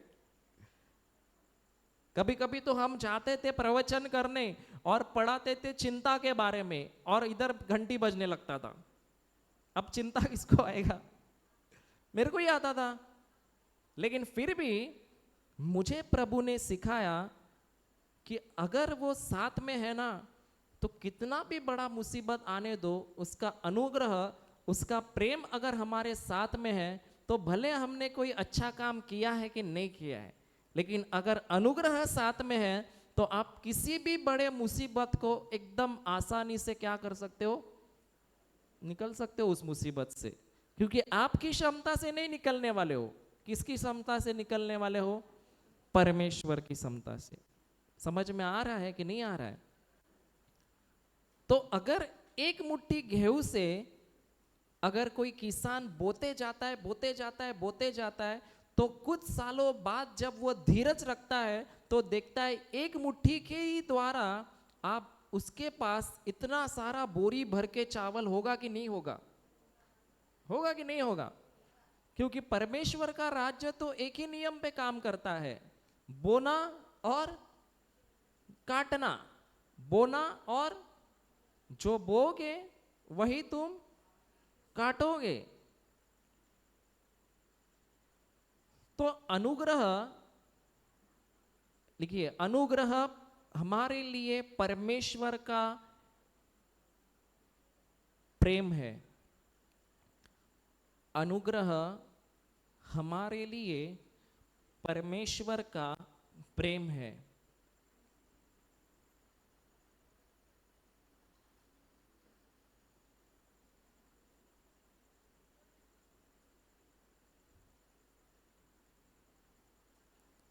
अच्छा, एक बात पूछता हूं, अगर प्रभु ने हमें हर किसी को अनुग्रह दिया है कि नहीं दिया है?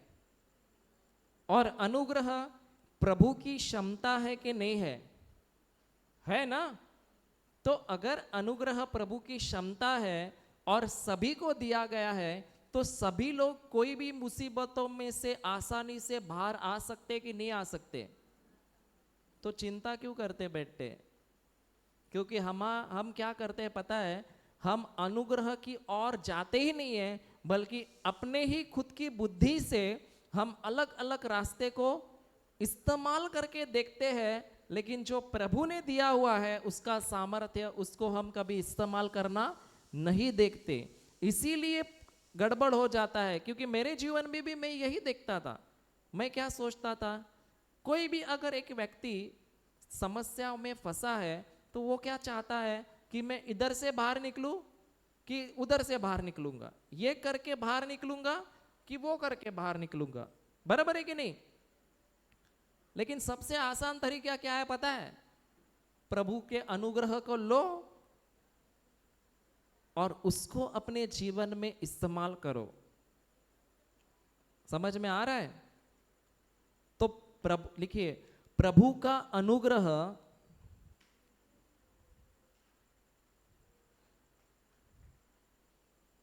प्रभु का अनुग्रह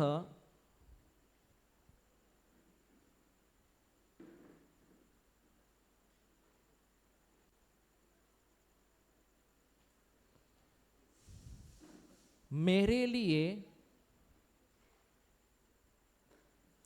प्रभु की ओर से, प्रभु का अनुग्रह मेरे लिए प्रभु की ओर से मुझे दिया गया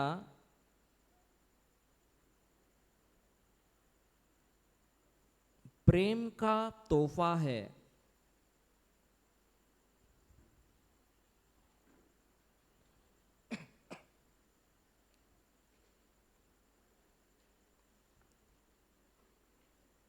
लिखा आपने,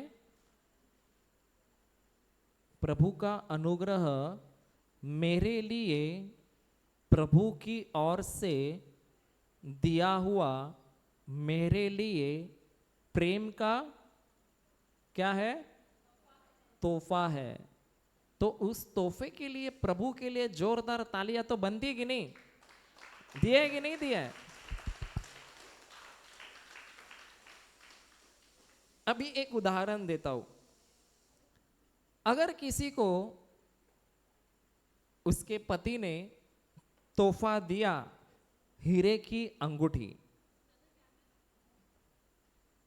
किसी को उसके पति ने तोहफा दिया हीरे की अंगूठी, और उस औरत ने क्या किया? उस तोहफे को कपट के अंदर बक्से के साथ वैसे ही रख दिया। और 5-10 साल हो गए, पति इंतजार करता है और बोलता है, कब मेरी बीबी इस अंगूठी को पहन के मेरे साथ बाहर आएगी। रोज सुबह उठ के देखता है अंगूठी पहनी है क्या, लेकिन फिर भी पत्नी ने अंगूठी पहनी नहीं होती, बल्कि उस तोहफे को क्या किया? उसने संभाल के कपट के अंदर पैक करके रख दिया। अब पति खुश होगा कि नाराज होगा? हाँ, नाराज होगा ना, क्योंकि उसने उसके लिए दिन रात क्या किया है? मेहनत किया है। तो उसी तरह प्रभु ने अनुग्रह हमारे लिए क्या दिया है? तोहफा दिया है, और प्रभु ने उसके लिए मेहनत किया है। लेकिन अगर हम उसको अभी भी बंद करके उस अल्टर पर रख देते हैं तो प्रभु खुश होगा कि नहीं? हाँ? तो अनुग्रह को इस्तेमाल करना है या पैक करके अंदर रखना है? इस्तेमाल करना है। और अब उसका डेफिनेशन पढ़िए वापस अनुग्रह का।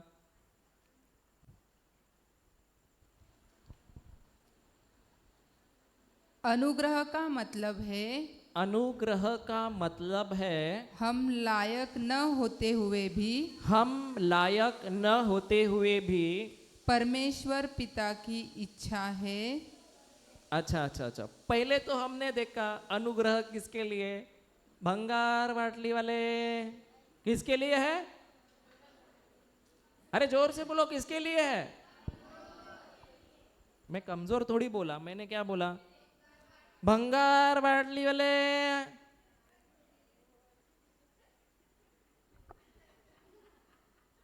अरे हंस रहे यार, सच में बोल रहा हूं। मैं तो एक था ना, भंगार बाटली। क्या नहीं, मैं खुद हाँ बोल रहा हूं, लेकिन आप नहीं बोल रहे हो। मेरे को क्या करना है? इसीलिए तो मुझे प्रभु ने लिया ना। ले ले बाबा।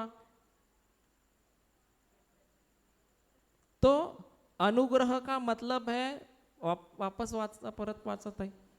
अनुग्रह का मतलब है अनुग्रह का मतलब है हम लायक न होते हुए भी हम लायक न होते हुए भी परमेश्वर पिता की इच्छा है। परमेश्वर पिता की इच्छा है। जोर से ताली मारो।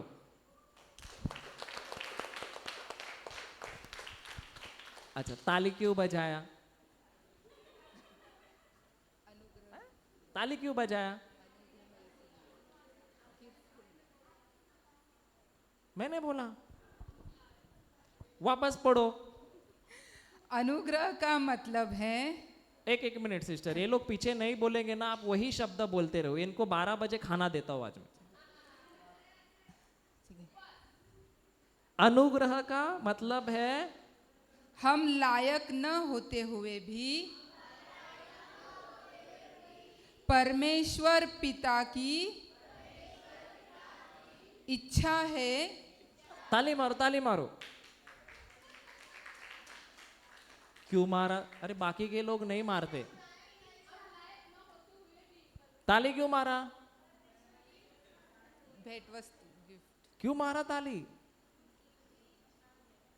क्योंकि हम लायक न होते हुए भी अभी भी परमेश्वर की इच्छा है। तो अब हमारी इच्छा है कि परमेश्वर की इच्छा है? आप मुसीबतों से बाहर आ जाए, ये हमारी इच्छा तो है, लेकिन सबसे पहले किसकी इच्छा है? इच्छा है कि नहीं है? तो सबसे पहले प्रभु ने हमें यहां पे क्यों बुलाया है? क्या देने के लिए बुलाया है? बैठने के लिए बुलाया है कि उसका अनुग्रह देने के लिए बुलाया है? समझ में आ रहा है? और अनुग्रह के द्वारा उसकी इच्छा है कि हम उस मुसीबतों से क्या हो जाए? बाहर आ जाए। समझ में आ रहा है ना? हम ये पढ़ेंगे, अभी एकदम नहीं होने वाला है, ठीक है? तो परमेश्वर की हमारे लिए इच्छा है कि नहीं है? आनंद की बात है कि दुख की बात है? हमारा प्रभु हमसे इतना प्रेम करता है कि वो चाहता है कि हम उस मुसीबत में और वैसी जिंदगी में ना रहे जो प्रभु ने हमें नहीं दिया है। प्रभु चाहता है कि जो उसने हमें जीवन दिया है, जो बहुतायत का जीवन दिया है, जो सफलता का जीवन जिया है, जो अलौकिक जीवन जिया है, वही जीवन जीने के लिए प्रभु ने हमें अनुग्रह को दिया है। और ये हमारी नहीं बल्कि किसकी इच्छा है? परमेश्वर की इच्छा है कि मेरे बच्चे लोग कैसा जीवन जिए? बहुतायत का, आनंद का, सफलता का, एक सुपर नेचुरल लाइफ जिए। ये किसकी इच्छा है? परमेश्वर की। तो आप जीना चाहते हो क्या? लेकिन परमेश्वर की तो इच्छा है, आपकी इच्छा क्या है? परमेश्वर की तो इच्छा है कि उसकी क्षमता, उसका सामर्थ्य, उसका अधिकार हम उसने बोला है कि तुम इस्तेमाल करो, मैंने तुम्हें मुफ्त में दिया है। लेकिन हमारी इच्छा क्या है? उसमें से बाहर निकलना है कि उसमें ही रहना है? निकलना है ना?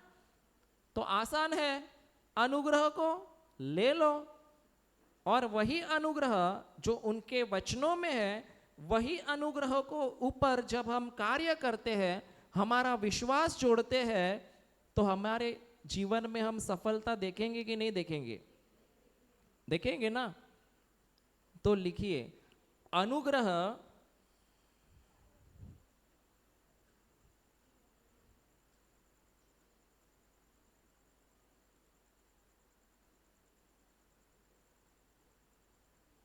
ये हमारे लिए, अनुग्रह ये हमारे लिए परमेश्वर की इच्छा है।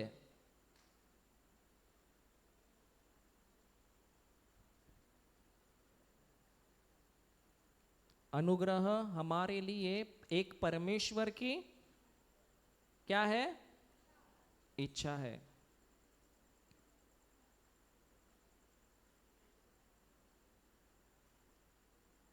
लिखा आपने?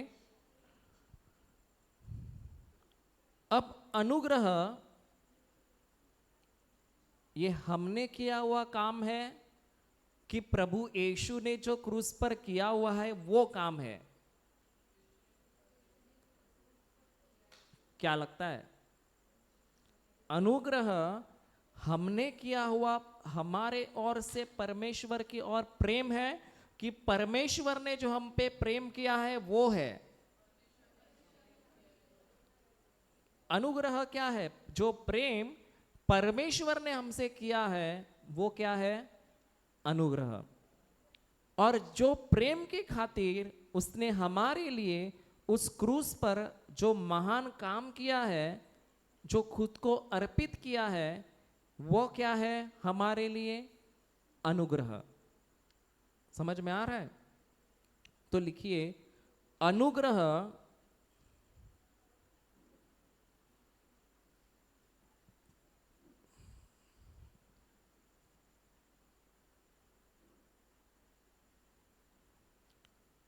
हमारे लिए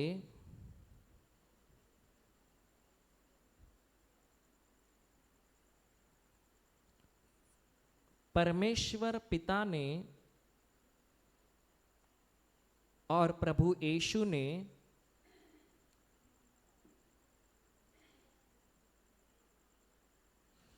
किया हुआ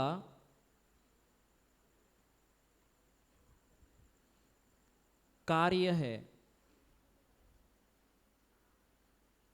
अनुग्रह हमारे पिता ने और हमारे प्रभु यीशु ने हमारे लिए किया हुआ कार्य है। तो अनुग्रह हमारा कार्य है, हमारी मेहनत है, कि प्रभु यीशु ने जो किया है उसकी मेहनत है? क्या लगता है? प्रभु यीशु ने किया, उसकी मेहनत है, बराबर है कि नहीं? तो हमको क्या करना है? इस अनुग्रह के ऊपर सिर्फ क्या करना है? विश्वास करना है। क्या करना है? विश्वास करना है। अब एक उदाहरण देता हूं। आप मुर्दों को जिंदा कर सकते हैं क्या? कर सकते कि नहीं कर सकते? कैसे? अपनी शक्ति से, अनुग्रह से कर सकते हैं कि नहीं कर सकते? कोई भी असंभव चीज, असंभव बात हम प्रभु के अनुग्रह द्वारा कर सकते हैं कि नहीं कर सकते हैं? हमको पापों की क्षमा भी मिली, वो कैसे मिली? हमारी मेहनत से या प्रभु ने किया हुआ मेहनत से? कैसे मिली?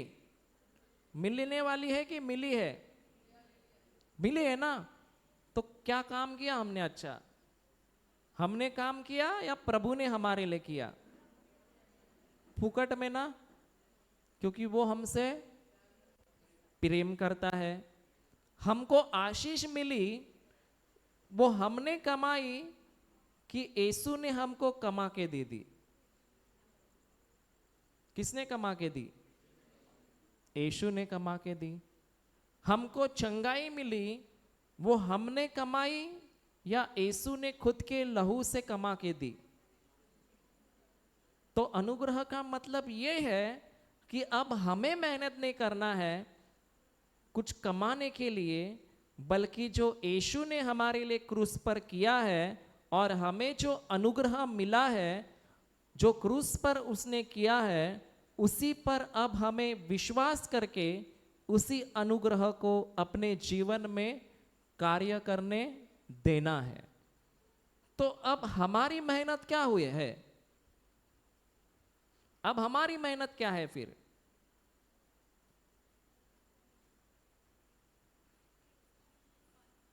क्रूस पर जाना। तो हमारी मेहनत क्या है? अब जो अनुग्रह दिया है उसी अनुग्रह को स्वीकार करके उस पर विश्वास करना, और उस विश्वास के लिए हमें दिन रात क्या करना होगा? मेहनत करना है। तो अब हमें चंगाई पाने के लिए मेहनत करना है कि उस अनुग्रह को जानने के लिए और उस अनुग्रह के ऊपर खड़े रहने के लिए हमें मेहनत करना है? किसके लिए? जानने के लिए। तो अनुग्रह जो है ये कैसे बढ़ता है हमारे जीवन में? ये देखिए, इतना अनुग्रह तो फायदा कितना होगा? उतना ही होगा। ज्यादा अनुग्रह तो फायदा कितना होगा? ज्यादा। और ज्यादा अनुग्रह तो फायदा कितना होगा? और आपको पता है अनुग्रह बढ़ता कैसे है? अब आपके जीवन को बदलना है, सबसे पहले क्या बढ़ाना पड़ेगा? फिर क्या बढ़ाना पड़ेगा? अरे बोलो, क्या हो गया? भूख लगे, आवाज आ रहा है क्या? काव काव। क्या बढ़ाना पड़ेगा हमको? अनुग्रह। और अनुग्रह बढ़ता कैसे है? आत्मा से। अनुग्रह कैसे बढ़ता है? विश्वास से नहीं। कितने लोगों को अनुग्रह को बढ़ाना है? हाथ ऊपर कीजिए। अपने जीवन में अनुग्रह को बहुत बहुत बढ़ाना है। बढ़ाना है कि नहीं? कितने लोगों को बढ़ाना है? अच्छा, चलो हम देखेंगे, हम जाएंगे पेतरुस का दूसरा पत्र अध्याय 1 वचन संख्या 2 में पढ़ेंगे।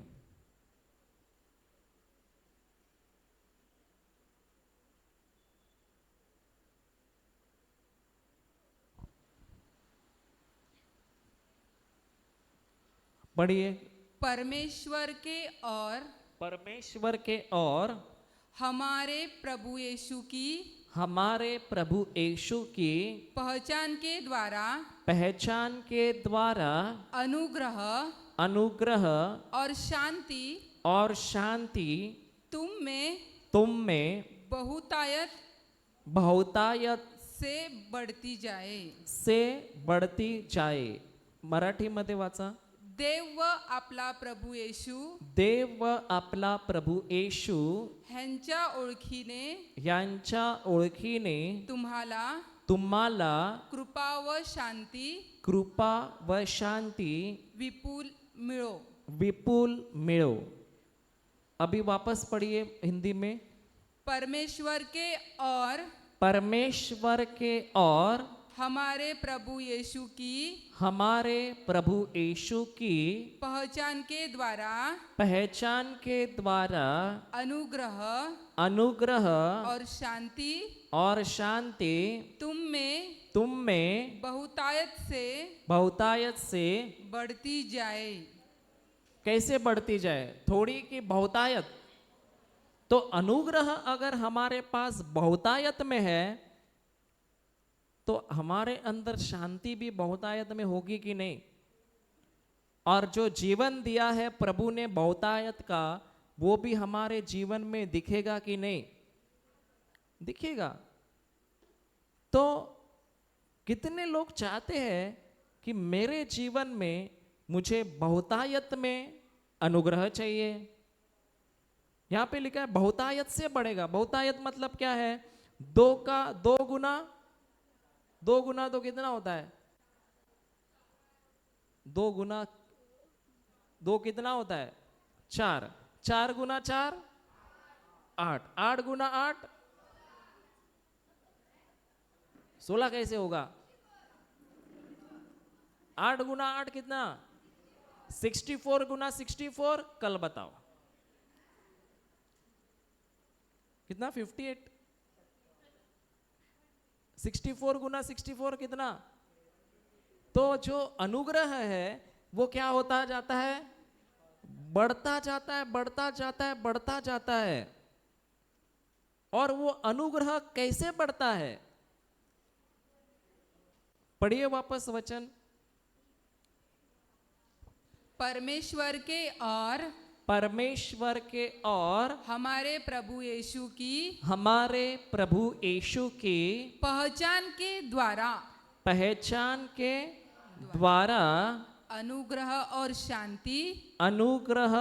शांति तुम में बहुतायत से बढ़ती जाए। तो परमेश्वर का अनुग्रह कैसे बढ़ता है? बहुतायत से।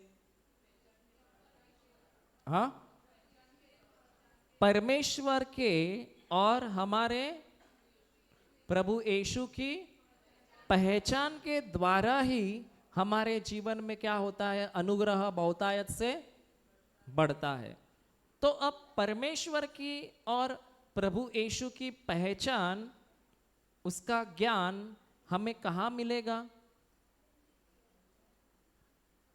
मतलब जितना ज्यादा ज्ञान, परमेश्वर की पहचान, प्रभु यीशु की पहचान, उतना ही ज्यादा हमारे जीवन में क्या दिखेगा? अनुग्रह। तो अब परमेश्वर का ज्ञान, उसकी पहचान, प्रभु यीशु का ज्ञान और उसकी पहचान हमें कहां से होती है? कहां से होती है? वचनों के द्वारा। जब तक वचन नहीं है तब तक हम प्रभु यीशु को जान सकते हैं, परमेश्वर पिता को जान सकते हैं? क्या लगता है आपको? जान सकते हैं हम? नहीं जान सकते। तो अगर किसी व्यक्ति को उसके जीवन में अनुग्रह को बढ़ाना है तो उसके लिए एक ही उपाय है कि उसको दिन रात बाइबल लेके क्या करना पड़ेगा? प्रभु की पहचान करनी होगी। परमेश्वर के बारे में उसको उसके वचनों के द्वारा क्या करना होगा? जानना होगा कि परमेश्वर मुझे क्या कहना चाहता है, मेरा परमेश्वर क्या है, मेरा परमेश्वर ने मेरे लिए क्रूस पर क्या क्या किया है। ये जब आप जानोगे तभी तो आपके जीवन में क्या बढ़ेगा? प्रभु का क्या बढ़ेगा? अनुग्रह ना, नहीं तो सिर्फ यही होता रहेगा।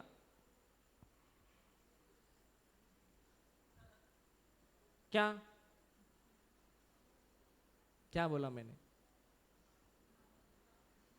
खाओ पियो और सो जाओ, कल सुबह वापस उठो वही खिचखिच लगा के रखा है।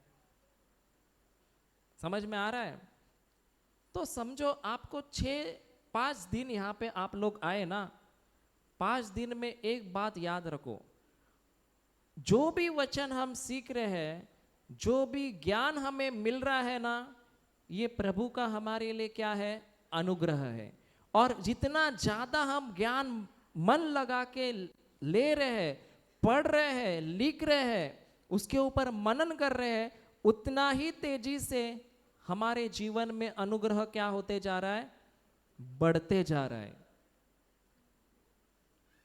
तो अगर प्रभु चाहता है कि हम उसकी क्षमता अपने जीवन में इस्तेमाल करें, उसके अनुग्रह को हम बहुतायत से इस्तेमाल करें, तो हम क्यों हमें उससे दूर भागना है? बल्कि मैं तो बोलता हूँ कि हमें और भी उसके करीब आना है। प्रभु मुझे और भी क्या चाहिए? आपका अनुग्रह चाहिए। मुझे और भी क्या चाहिए? अनुग्रह चाहिए। सही बोल रहे कि नहीं? और अनुग्रह तो एक खजाना है, समझ में आ रहा है? अगर आप उसके पीछे लग जाओगे कि मुझे दिन रात इसको सुनना है, दिन रात वचन पढ़ना है, दिन रात मेरे यीशु के बारे में मुझे सीखना है, मेरे इन वचनों के बारे में गहराई में जानना है, मुझे यीशु की पहचान करानी है वचनों के द्वारा, आप खुद बोलोगे कि 5 दिन में अगर मैं ध्यान लगा कि इन बातों को पढ़ूं तो मेरा जीवन गारंटी है 6वें दिन मैं इस अनुग्रह को जब इस्तेमाल करना शुरू करूंगी तो मेरा जीवन क्या होगा? बदली होगा ही होगा। क्योंकि ये कोई मनुष्य की क्षमता नहीं है, मनुष्य का सामर्थ्य नहीं है, बल्कि ये हमारे परमेश्वर पिता का सामर्थ्य है और परमेश्वर पिता का प्रेम है और परमेश्वर पिता की इच्छा है। समझ में आ रहा है कि नहीं आ रहा है? हाँ, आपको बताऊं, जब मैं बैंक में काम पे था ना, तो मैं सुबह 6:30 बजे निकलता था और 6:30 बजे से मुझे बैंक में पहुंचने के लिए 7:30 बजता था और 7:30 से 9:30 बजे तक मैं उस बैंक में अकेला ही रहता था, क्योंकि सबसे पहले मेरा ही काम होता था। तो सुबह 6:30 से लेके 9:30 तक कितना होता है? कितना घंटा हुआ? 3 घंटा। फिर वापस शाम को जब मैं 5 बजे छुट्टा था, 5 बजे से मैं 7:30 तक, मुझे 7:30 तक या 6:30 7 तक कितना घंटा हुआ? 2 घंटा। 3 और 2 घंटा कितना होता है? 5 घंटा। अगर 5 घंटा एक व्यक्ति सिर्फ प्रभु की पहचान उसके वचनों द्वारा करा रहा है, उसके बारे में वो सुन रहा है, उसके बारे में वो पढ़ रहा है हर दिन 1.5 साल, तो उसके जीवन में प्रभु का अनुग्रह क्या लगता है कितना तेजी से बड़ा होगा? बड़ा होगा कि नहीं बड़ा होगा? तो वही प्रभु जिसने मेरे जीवन में इस अनुग्रह को तेजी से बढ़ाया, जब मैंने डिसीजन लिया कि मुझे ये दिन रात सीखना है, मुझे ये दिन रात इस प्रभु यीशु की, जो मुझसे प्रेम करता है, जो मेरा पिता है, जो मेरा परमेश्वर है, जो मुझे कभी छोड़ने वाला नहीं है, इसकी जब मुझे पहचान करानी है, दिन रात जब मैं वचन सुन रहा हूँ, पढ़ रहा हूँ, सिर्फ और सिर्फ उस पर ही ध्यान लगाता हूँ, तो क्या लगता है आपके जीवन में अनुग्रह बढ़ेगा या कम होगा? हाँ, बढ़ेगा। और जैसा अनुग्रह बढ़ा और आपने उस पर कार्य किया, गारंटी है आप बोलोगे मैं पिछले रिट्रीट को आई थी तो मेरा जीवन कुछ और था, और जो अगली रिट्रीट को आओगे तो बोलोगे प्रभु मेरा जीवन तो अभी कुछ और ही हो गया है। बराबर है कि नहीं? और एक बार अगर आपने वो टेस्ट किया तो आप बोलेगे मुझे कुछ से कुछ लेना देना नहीं है, मुझे तो सिर्फ प्रभु से और उसके वचनों से ही लेना देना है। समझ में आ रहा है? आसान है कि कठिन है? आसान है कि कठिन है? लेकिन आपको पता है जब आप करने जाओगे ना, कोई ना कोई आता है, बेटा चलो थोड़ा मोबाइल पे पिक्चर देख लो, चलो थोड़ा पड़ोसी के बारे में बात करते हैं। सही है कि नहीं? तो उसको क्या बोलना है? भाई इतने साल मैंने पड़ोसी के साथ बात करने में गवा दिए, इतने साल मैंने इधर उधर देखने में क्या किया? इतने साल क्या किए? इधर उधर देखने में गवा दिए। समझ में आ रहा है कि नहीं? लेकिन अभी तो जागना है कि वैसे ही रहना है? इस कॉकरोच की तरह उड़ना है कि ऐसे जमीन पे चलना है? उड़ना है कि नहीं? कितना मस्त उड़ रहा है देखो। क्यों उड़ रहा है वो? क्यों उड़ रहा है? ये कॉकरोच क्यों उड़ रहा है? किधर गया?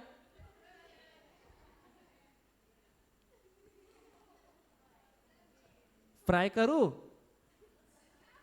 क्यों उड़ रहा है वो, बताओ ना मेरे को। हाँ, उसके अंदर शक्ति है कि नहीं?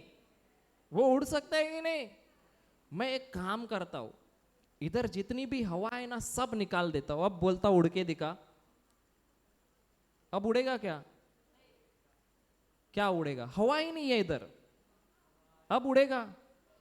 नहीं उड़ेगा। वो किसकी सहायता से उड़ रहा है पता है? किसकी सहायता से उड़ता है?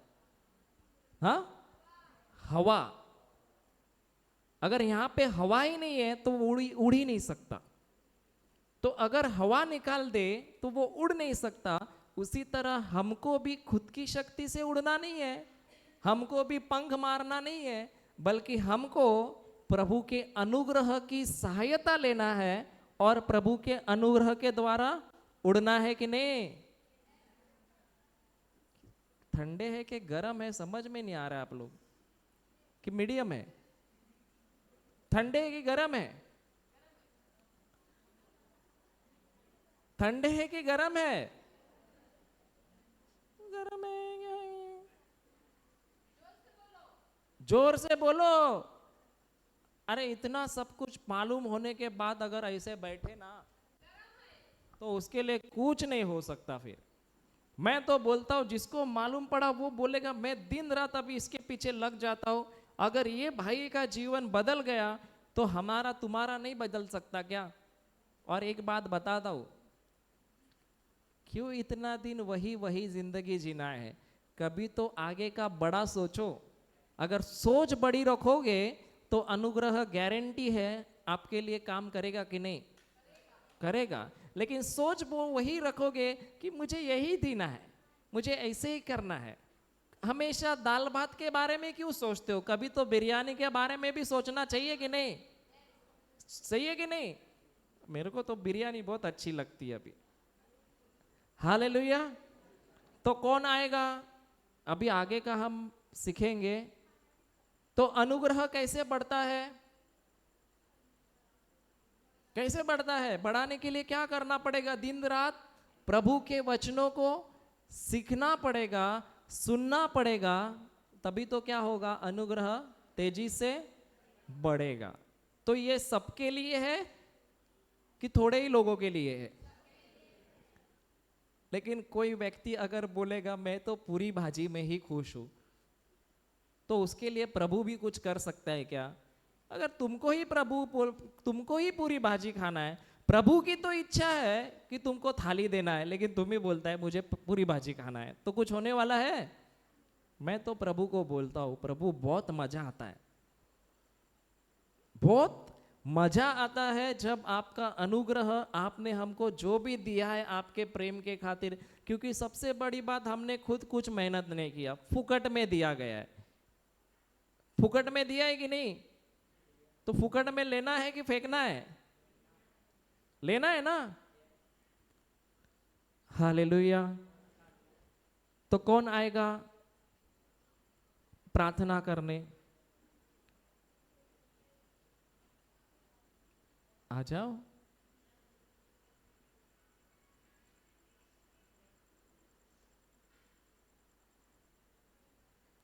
तू ये बा